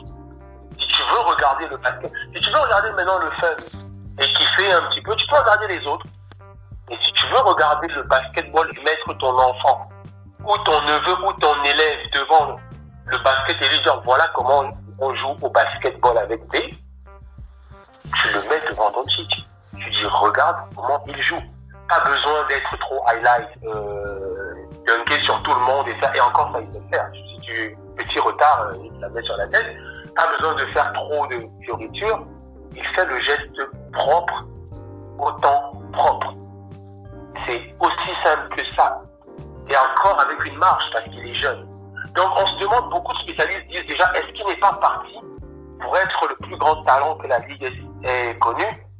On peut se poser la question, Phil. À son âge, moi là vous avez vu vous-même le dernier match, parce que si on rentre, on va rentrer, je vais même laisser les autres parler de ce match, parce que j'ai vu comment on a parlé en off, comment ils ont kiffé ce match. Moi je vous le dis, Porzingis et Doncic sans blessure l'année prochaine, il faut que le reste de la ligue espère juste qu'un joueur clé ne prenne pas ses pieds et dit je veux jouer avec eux et qu'ils forment un petit trio, parce qu'ils vont terroriser les gens. Ils vont terroriser toute cette conférence et là ils sont en conférence ouest. Ouais, ils font plaisir à cette équipe. Franchement, je vais laisser les autres parler du match, mais Doncic pour moi c'est le basketteur, pour moi le basketteur avec grand B de cette ligue. Mike, rapidement, le doc qui termine avec, j'ai même pas assez de mots pour qualifier ça. Mike, comment tu réagis à Luka Doncic qui a encore été énorme C'est difficile de passer après le doc qui a vraiment été fait. Ouais, c'est compliqué. Je le rejoins totalement. Après, peut-être, si on veut faire la fine bouche, en tant que basketteur complet en attaque, et peut-être le secteur où on peut le voir progresser, ça reste en défense. Après, pour tout vous avouer, je suis pas quelqu'un qui suit beaucoup les Mavericks, parce que en tant que fan à la base des Spurs et du Heat, je suis pas très ami avec Dallas. Moi, ils nous ont souvent fait la misère. On leur a fait la misère aussi, mais je suis pas beaucoup Dallas. Mais après le match d'hier, c'est certain que je vais me pencher de plus près sur ce Luka Doncic c'est exceptionnel. En fait, on dirait que pour lui, c'est simple de faire des triples-doubles. C'est 17 triples-doubles à son âge.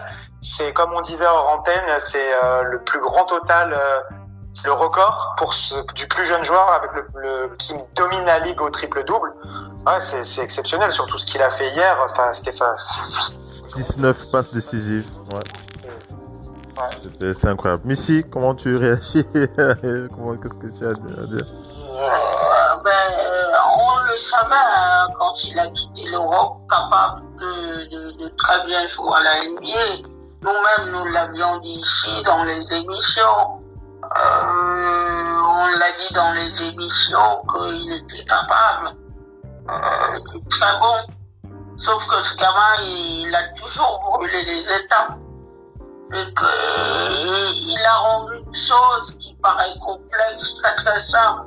Comme pour lui, tout est naturel. Je sais même pas s'il pourrait enseigner à quelqu'un comment on fait ça. Cette passe qu'il fait hier. La passe dans les jambes là à la fin du match. Ouais.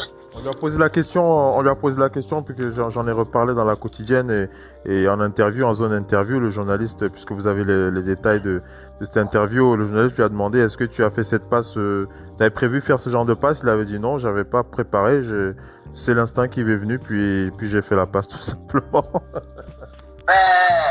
C'est quand même quelqu'un qui était MVP d'une autre ligue. C'est quelqu'un qui a démarré à 16 ans au Real Madrid.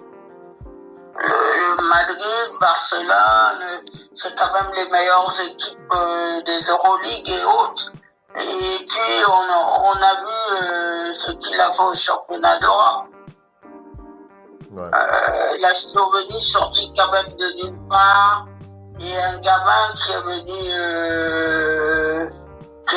quand même bâcher, dire à toute l'Europe, c'est moi. C'est moi le patron. Un des joueurs les plus expérimentés, personne n'a résisté, il est totalement irrésistible. Et on se souvient je fais rapidement le parallèle entre lui et Dirk Nowitzki. Dirk Nowitzki, il est arrivé sur la pointe des pieds à Dallas.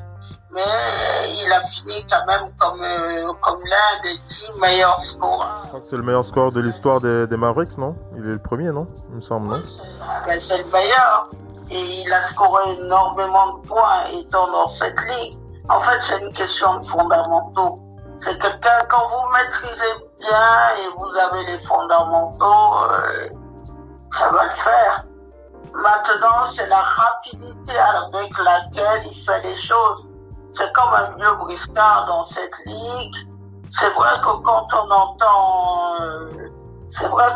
entend les commentaires de Bean dire et s'il était américain, alors on parlerait plus de lui. Il faut pas qu'on s'y méprenne. Les Américains ont conscience que ça va être quelque chose de grandiose. Tout le monde le dit, y compris les coachs, Greg Popovich et tout ça. Donc, surtout ce qu'il faut dire, c'est surtout qu'il a la chance d'être dans cette ligue-là. Aujourd'hui, je peux vous dire que on peut remercier quelqu'un mort en début d'année qui s'appelle David Stern. Stern a quand même amené le basket américain à s'ouvrir vers les autres et à considérer que le beau jeu n'était pas uniquement américain.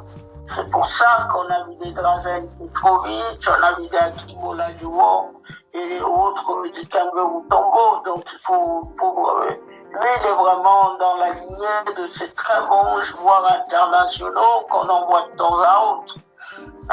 C'est excellent, ça. En tout cas, il nous a fait véritablement plaisir. Va vers la conclusion. On va vers la conclusion, puis on enchaîne, on va parler des Lakers. Non, juste que la NBA, elle déniche les talents, hein, et puis la NBA avec lui, elle a de beaux jours devant elle. Hein. Voilà. Des beaux jours devant elle. Le Doc One P, on va parler avec toi, on va introduire cette discussion sur les Lakers de Los Angeles. C'est des Lakers qui nous ont véritablement, en tout cas moi, ils m'ont bien énervé. Voilà, je vais être direct. Ils m'ont bien énervé cette semaine avec, il y a un joueur qui m'a bien énervé. C'est pas LeBron James, mais c'est Anthony Davis. J'ai été très déçu du leadership d'Anthony Davis cette semaine avec les Lakers de Los Angeles. Un match perdu sans LeBron James et un autre match perdu avec LeBron James. Anthony Davis, tout simplement amorphe. J'ai rien compris.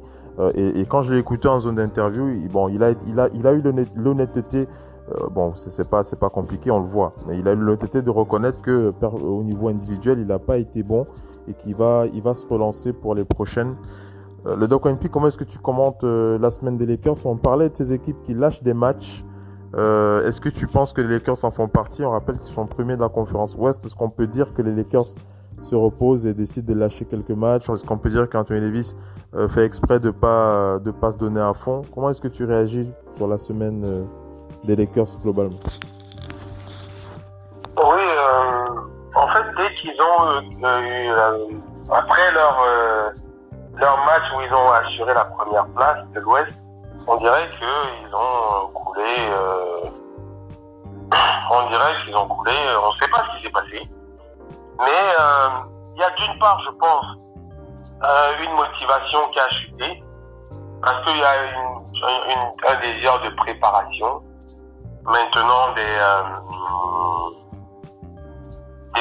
playoffs, mais aussi de l'autre côté ils le disent eux-mêmes et ceux qui ont vu le match peuvent le voir, il y a un problème d'adresse qui s'est présenté et ça peut donner des idées aux adversaires.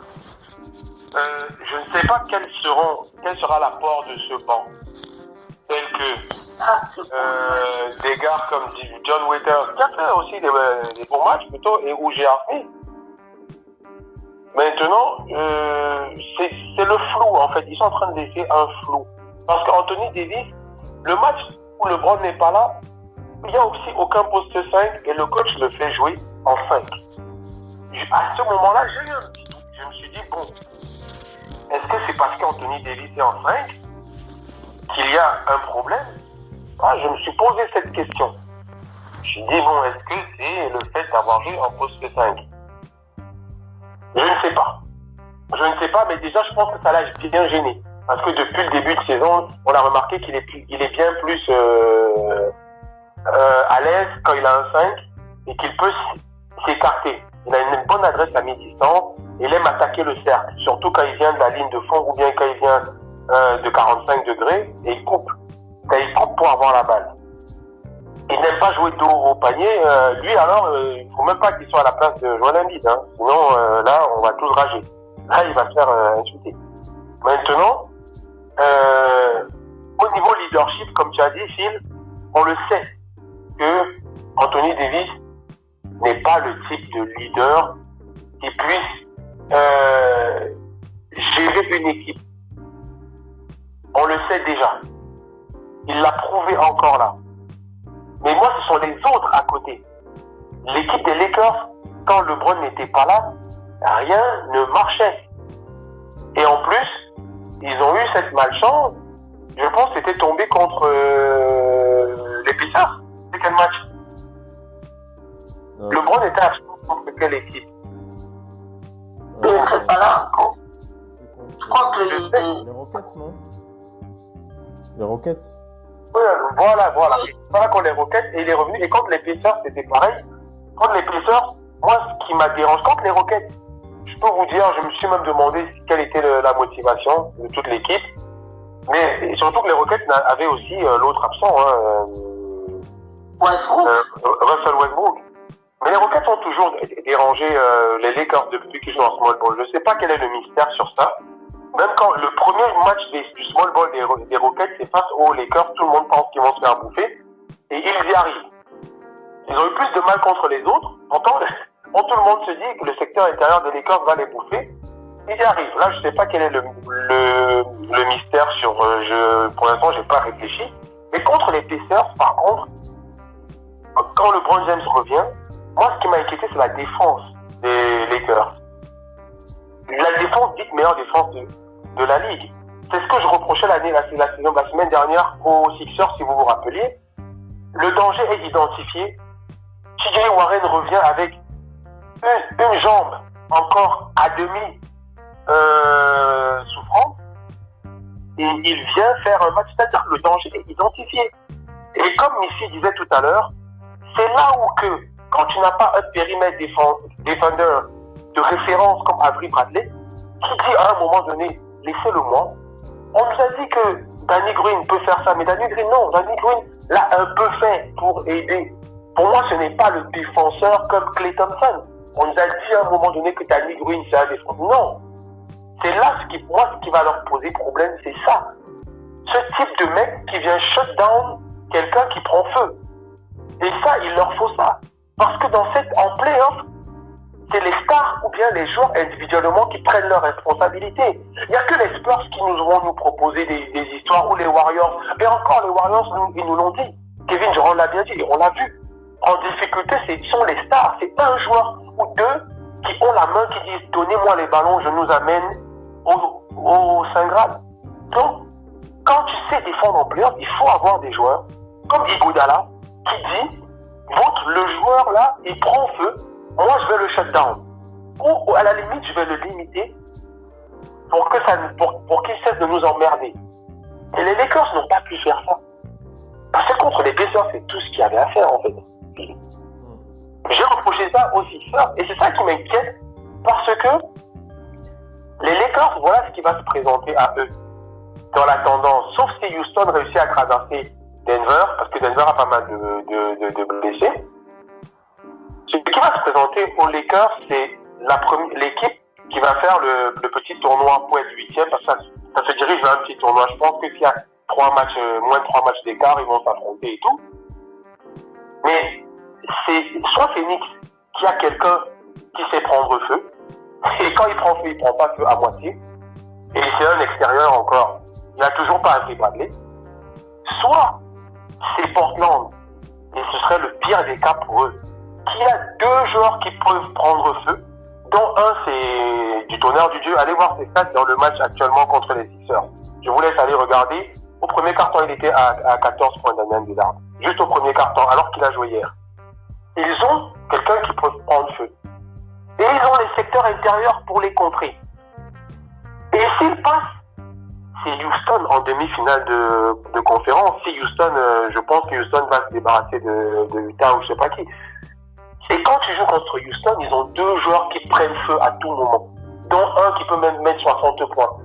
Et ça, si tu sais pas défendre sur ça, si t'as personne, et c'est ce qui m'a dérangé chez les Lakers. Autant Anthony Davis et LeBron, bon, je m'inquiète pas, mais leur force collective, on me parlait pour Toronto.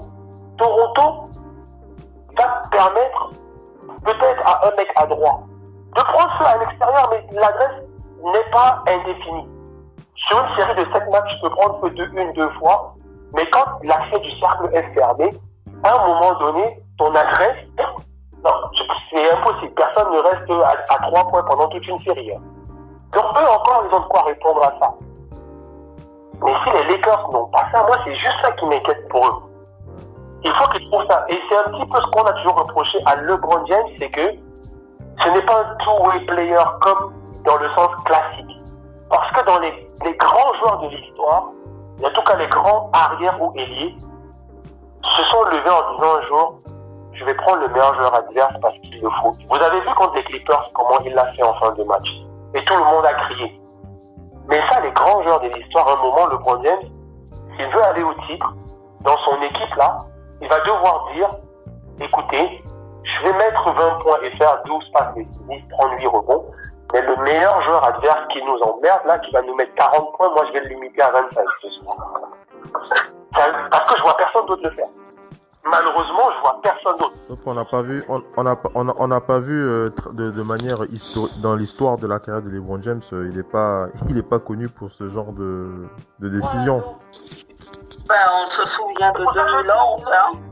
On nous a dit qu'il l'a fait contre les Clippers là dernièrement. Peut-être qu'il va travailler en jambes. Il a maintenant offensivement quelqu'un qui peut mettre 40 points et 15 rebonds.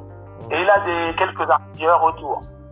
J'espère qu'à un moment donné, il va se dire à tous ces jeunes, s'il n'y a personne pour shutdown ce mec qui nous emmerde, je vais le faire moi-même comme il l'a fait dans le Money Time. Parce qu'au final, c'est son action, sa défense dans le Money Time a fait peut-être oublier que face à Kawhi, il souffre. Peut-être c'est aussi ça, tu vois. Donc peut-être que ça, il va devoir, mais on le sait clairement que LeBron James ne pourra pas shutdown un Harden en feu, ni un Damian Lillard. C'est pas les joueurs sur qui il doit défendre ça. Donc ils vont devoir trouver. Et c'est juste ça qui me dérange parce qu'en plus, ils l'ont admis, hein. Ils ont un problème d'adresse actuellement. Ils ont encore le temps, les playoffs, c'est le 17 août. Quoique le 17 août, ça arrive plutôt vite. C'est déjà dans presque une semaine. Ouais. Donc, ils seront l'adversaire. En fonction de l'adversaire, moi, je leur souhaite pas d'avoir Portland et que Houston finisse 4e. Parce que Houston finisse 4e, enchaîner Portland plus Houston, c'est arriver en finale de conférence face peut-être aux Clippers avec les jambes qui flanchent parce que les matchs vont s'enchaîner. Donc c'est juste moi qui me dérange chez les Lakers. Sinon, au sens général, je leur fais confiance pour trouver. Et LeBron James, ils ont un problème d'adresse. Et tu l'as précisé en off, hein, LeBron James qui a attiré plusieurs fois l'attention de tout le monde sur le fait que jouer dans la bulle, c'est pas le même contexte que lorsque on a une saison régulière classique, quoi. Donc forcément, c'est pas du tout la même chose. Mais ici, à chaud, comment tu résumes rapidement ton appréciation des Lakers? Est-ce que tu es inquiète pour eux ou pas du tout? Tu te dis c'est une mauvaise passe? Est-ce que tu es inquiète pour les Lakers ou pas du tout? Tu te dis non, c'est une mauvaise passe. Je sais qu'en tant que Celtics, fan des Celtics, c'est quand même sérieux ce qui se passe aux Lakers. Et il va quand même falloir que la discipline revienne. Moi, je te le dis comme je le sens. Moi, cet Anthony Davis là, je l'apprécie pas du tout. J'aime pas du tout quand il est comme ça. Mais le problème, c'est que Anthony Davis, c'est quelqu'un qui est par moments un peu négligent, habitué à faire les efforts qu'il veut. Le jour où il est dans un bon soir, il est inarrêtable. Le jour où il est un petit peu moins bon, est-ce qu'il va faire tous les efforts qu'il se doit? Maintenant, j'entends dire que ils aimeraient bien la gagner pour Kobe, mais ils vont pas la gagner comme ça pour Kobe. Les adversaires ne vont pas venir face à eux pour faire de la figuration. Les Lakers ont déjà un problème, c'est que ils n'ont pas aujourd'hui la solidité défensive, parce que ce qui se passe en playoff, vous et moi, on le sait que très bien. C'est d'ailleurs l'une des raisons qui fait que j'estime toujours que les Spurs sont une anomalie de l'histoire, parce que chaque tir en playoff est contesté. C'est quelqu'un ne peut pas prendre un tir sur votre tête, un tir ouvert. Donc tout va être contesté. Maintenant, tout va être contesté. Vous avez que deux manières de faire. C'est soit vous dites, c'est dans telle équipe. Si vous prenez les Clippers, c'est soit vous dites Kawhi Leonard, on ne peut rien contre lui, on ne le touche pas, il scorera. Mais par contre, vous ne pouvez pas laisser Kawhi Leonard qui score, et en même temps Paul George plus Lou Williams peut-être en sortir du banc. Pour gagner, il faut limiter les gens. C'est mathématique. Les mathématiques, ils sont ce qu'ils sont, mais à un moment donné, c'est comme ça que les Raptors ont gagné le titre l'an dernier. Donc, globalement, tu penses qu'ils vont se relever? Ils sont venus faire prise à deux et ils ont maîtrisé Steph Curry. On a l'impression que Steph Curry, pour les Lakers, tu penses que ça va aller alors? Pour les Lakers, tu penses que ça va aller? Non, pour les Lakers, non. Je ne mets pas une pièce sur eux. Pas plus que sur les Clippers. Aujourd'hui, avec la bulle, on voit énormément d'équipes qui sont très mauvaises sur les fondamentaux défensifs. C'est ceux qui vont se retrouver défensivement. Les titres se gagnent que rarement de manière offensive. En 2011, c'est bien parce que Dallas parvient à arrêter LeBron James dans les bons états, il veut qu'il gagne. Quand on prend les Warriors, c'est bien parce que Kevin Durant, il fait les efforts défensifs.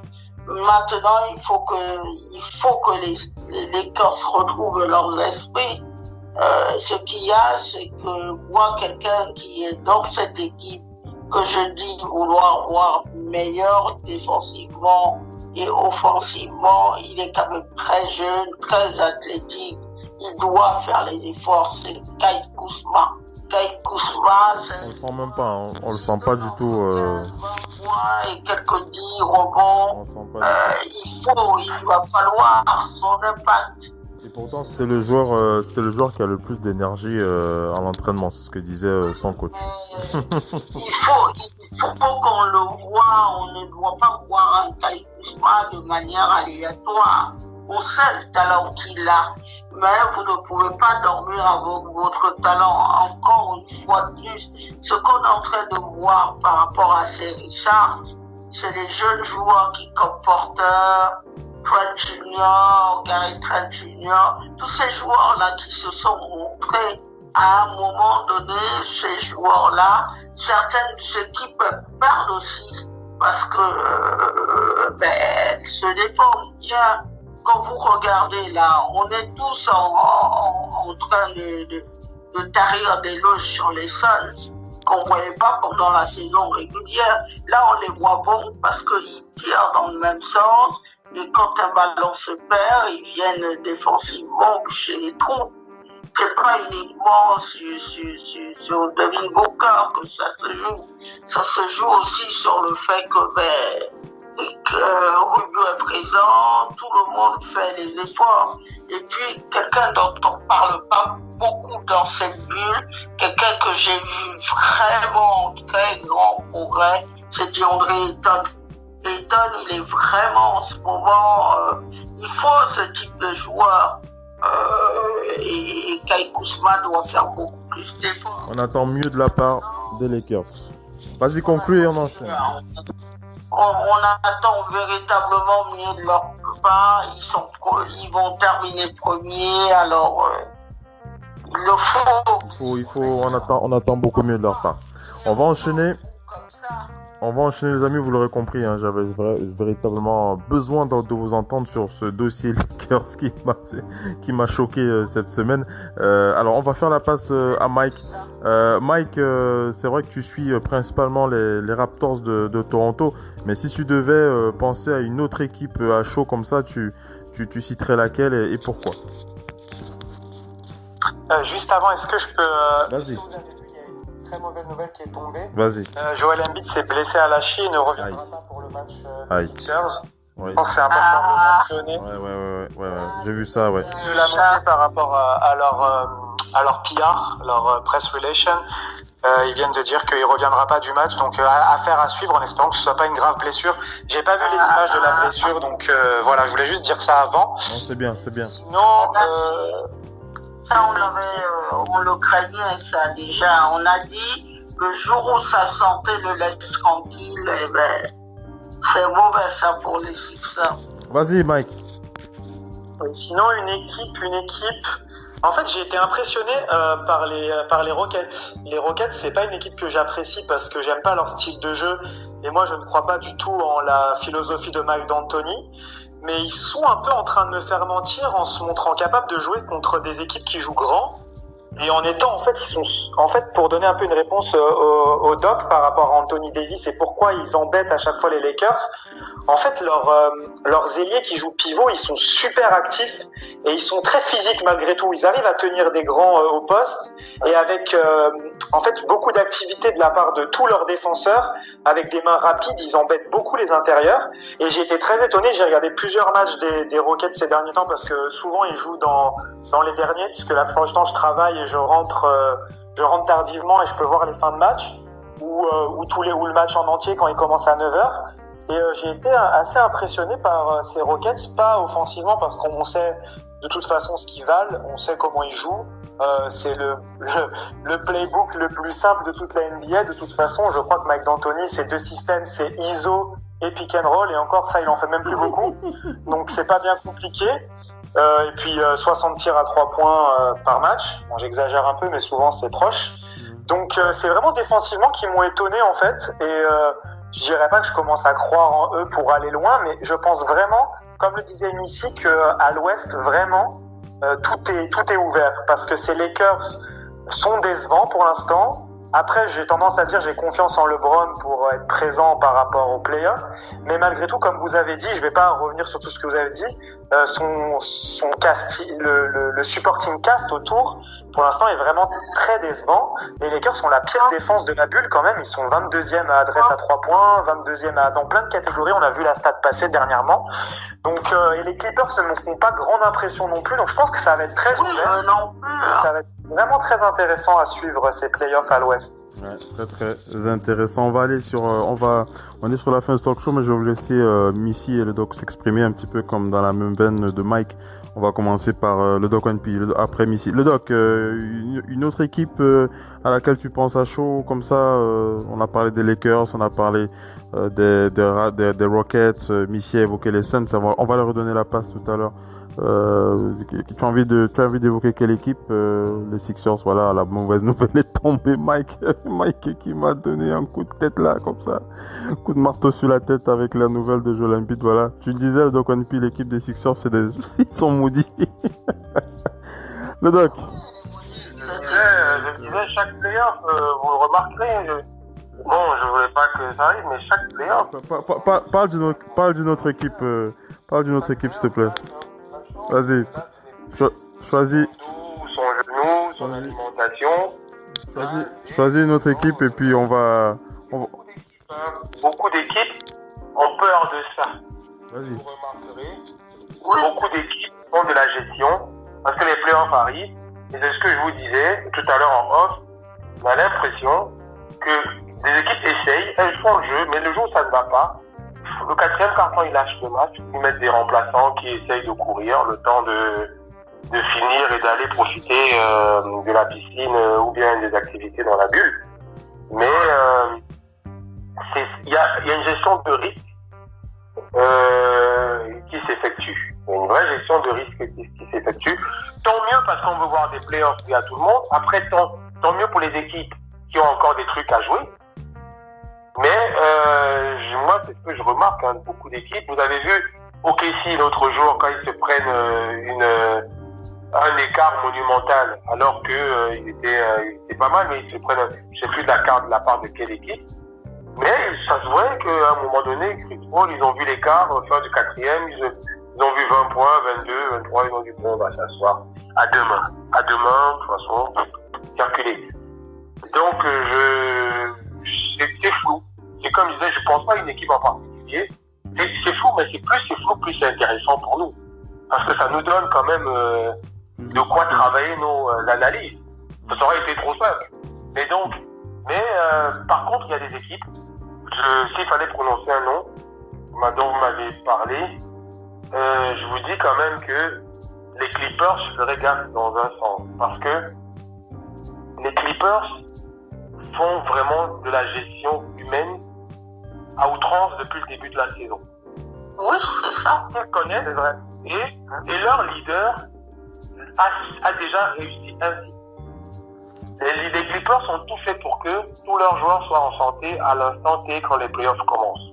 Pendant la saison. Les Clippers, et ils réussissent quand même à finir deuxième. À un moment donné, la première place, ils l'ont lâchée. Et maintenant, ils ont même cette chance. C'est que, au final, si leur adversaire clé, les Lakers, pouvaient avoir l'avantage du terrain, quoi qu'ils sont dans la même ville, ils s'en foutent un peu à ceux. C'est surtout que leur domicile à eux, c'est le domicile des Lakers. La salle des Clippers, il y a plus de supporters des Lakers qui pointent. Mais maintenant, c'est terrain neutre. Donc, pour eux, et en plus, si vous regardez ce fameux classement, je pense qu'ils vont maintenir cette deuxième place parce que c'est eux qui auront l'avantage. Moi, je disais ça l'autre jour à un mec supporter des Lakers. Je dis, vous pouvez, à un moment, vous plaindre. Si ça finit comme ça, vous allez vous taper le plus dur alors que vous avez fini premier. Donc, moi, je ferais quand même gaffe aux Clippers parce que j'ai l'impression qu'ils en ont encore sous le coude et que, malgré leurs petits soucis, vous avez vu pour mon trade, le petit souci personnel, il n'est pas là. Il s'en sort. Vous avez vu pour Beverly, petit souci, ils le mettent de côté. Aujourd'hui, Paul George, hier, je sais pas l'autre jour, sans Kawhi, on se disait que ils vont perdre ou je sais pas quoi. Ils ont accéléré un petit peu. Bon, on va un peu tirer les oreilles de Damien Lillard quand même sur ce match, parce que moi, cette fin de match de Damien Lillard, j'ai bien envie de lui tirer les oreilles. Hein. Avec ces 2 lancers francs là, c'est quand même lourd quand même. Ouais, ils sont bien gentils les Blazers quand même. Mais la suite a eu lieu sur les réseaux sociaux, hein. Vas-y le doc, vas-y. Quelque part, c'est aussi la chance un petit peu des Clippers. C'est une série de chances. Après, on peut pas tout mettre dans la chance. Il y a un travail parce que on s'est dit, vu qu'ils sont déjà qualifiés, même s'il y a Denver qui ne veulent pas lâcher cette place à Denver, moi au début du match, j'ai vu Portland favori. Tous les bookmakers ont mis Portland favori. Je me suis dit, Clippers ne sont pas favoris. Reggie Jackson a du temps de jeu en titulaire vu que Beverly n'est pas là. Il commence à prendre ses marques dans cette équipe. Ce soir, je suis quasiment sûr que Marcus Morris aura plus de responsabilités et que Lou Williams va devoir scorer plus et prendre du rythme parce qu'il est arrivé avec les problèmes qu'on connaît. Cette équipe, comme Kevin Durant disait, quand tu regardes cette équipe, ils ont l'air d'en avoir encore sous le pied. Ils ont l'air de nous préparer quelque chose. D'ailleurs, leur adversaire qui est Dallas, quand ils ont affronté Dallas, ils leur ont montré que on a beau blaguer, mais il y a une limite. Vas-y vers la conclusion et t'arrives à la fin de ce talk show. Vas-y vers la conclusion. Je peux vous dire que c'est les seuls qui posent problème à Doncic, parmi les lourds. Doncic a brillé contre tous les lourds, sauf les Clippers. Et j'ai l'impression qu'ils les veulent. Ils le veulent ce match-up du premier tour. En tout cas. Moi, j'ai vraiment hâte. Hein. J'ai hâte surtout de voir quel est le 8e à l'ouest. Franchement, c'est vraiment ce que j'attends le plus. En tout cas, ça fait plaisir. Houston, dans cette ligue, à la fin de... Ça fait plaisir d'avoir vos analyses. Missy, on est arrivé à la fin de ce talk show. Il reste 3 minutes avant de clôturer cette émission. Près de 2 heures de talk show. On vous a dit émission longue. Hein. Après, faut qu'on libère aussi Mike qui doit être un petit peu fatigué là. Mike a eu une longue journée avec les Raptors. Et il enchaîne en Total Africa NBA. Faut qu'on le libère, qu'il laisse reposer un petit peu. Missy, 3 minutes, rapidement, qu'est-ce que tu as envie de dire? Rapidement, de cette bulle, je vois quand même cette surprenante équipe, quand même, moi, je vais rester dessus, hein. Des Suns, cette belle équipe des Suns que je vois, je me dis, ils ont quand même loupé quelque chose durant la saison régulière. Mais toutes les expériences sont bonnes à prendre, ils n'ont rien à perdre. Et puis l'année prochaine, ça va permettre de redémarrer quelque chose. Et c'est l'occasion pour moi de dire aussi qu'ils ont quand même un très bon coach. Monty Williams est une belle personne, un bon coach. Il fait un beau job. Et puis il y a cette alchimie qui est très bon. Et puis il y a enfin ce Devin Booker qu'on voit et avec les coéquipiers qui prennent aussi leur part de responsabilité. Ils prennent du plaisir et ils gagnent et ça fait plaisir. Et puis j'ai bien aimé sa phase de jeu où il a pris le tir de la gueule quand même, non pas seulement sur Kawhi Leonard, mais sur Kawhi Leonard et Paul George. Ouais. On va saluer les Suns. Dans cette fin de talk show, les amis, on est arrivé à la fin de cette émission. Total Africa NBA est à présent terminée. On s'est bien éclaté, près de 2 heures de talk show avec Missy, avec Mike et avec le Doc NP. On va remercier Mike qui est avec nous, qui a bien bossé. Il va se reposer enfin, Mike. Mike, merci d'avoir été avec nous dans Total Africa. Merci pour comme d'habitude. C'est un vrai plaisir. Repose-toi bien et on se dit à la prochaine sur le parquet de la Radio Off. Missy, depuis Paris, merci d'avoir été avec nous. C'était un plaisir. À la prochaine. Oui, on va rester surtout. Je voulais garder quelques secondes, Missy, juste quelques secondes pour informer. Je sais pas si vous l'avez vu, mais je vais en profiter pour passer l'info. Il s'agit de Paul Westphal, l'ex-coach. Vous vous souvenez de Paul Westphal qui a évolué comme coach lors de cette merveilleuse saison des 93 avec les Suns de Phoenix de Charles Barkley, MVP devant Michael Jordan. Vous vous souvenez de Paul Westphal? Il a été diagnostiqué d'un cancer au cerveau. L'info est sortie il y a quelques heures, donc j'ai voulu la partager avec vous à la fin de cette émission. Une pensée pour Paul Westphal qui est entré au Hall of Fame. Donc voilà, Paul Westphal qui est touché. Hein. Voilà. Oui, on prière pour lui. On va également souhaiter que ça soit pas grave pour Joël Embiid, parce que ça va aller. Ouais. Le Doc NP. Simon et Joël Embiid, ça s'annonce mission. Le Doc NP, merci d'avoir été connecté avec nous depuis Angers pour Total Africa. On se dit à la prochaine. Merci à vous. Merci. Salut à Mike et à Missy. Très bon début de semaine. Merci encore, Phil. Merci à tous. Allez, passez une bonne nuit. Vous dormez bien. On se dit à la prochaine.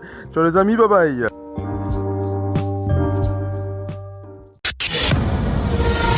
La radio qui vous parle de NBA, c'est Radio Off Basket. Le basketball, c'est mieux à la radio.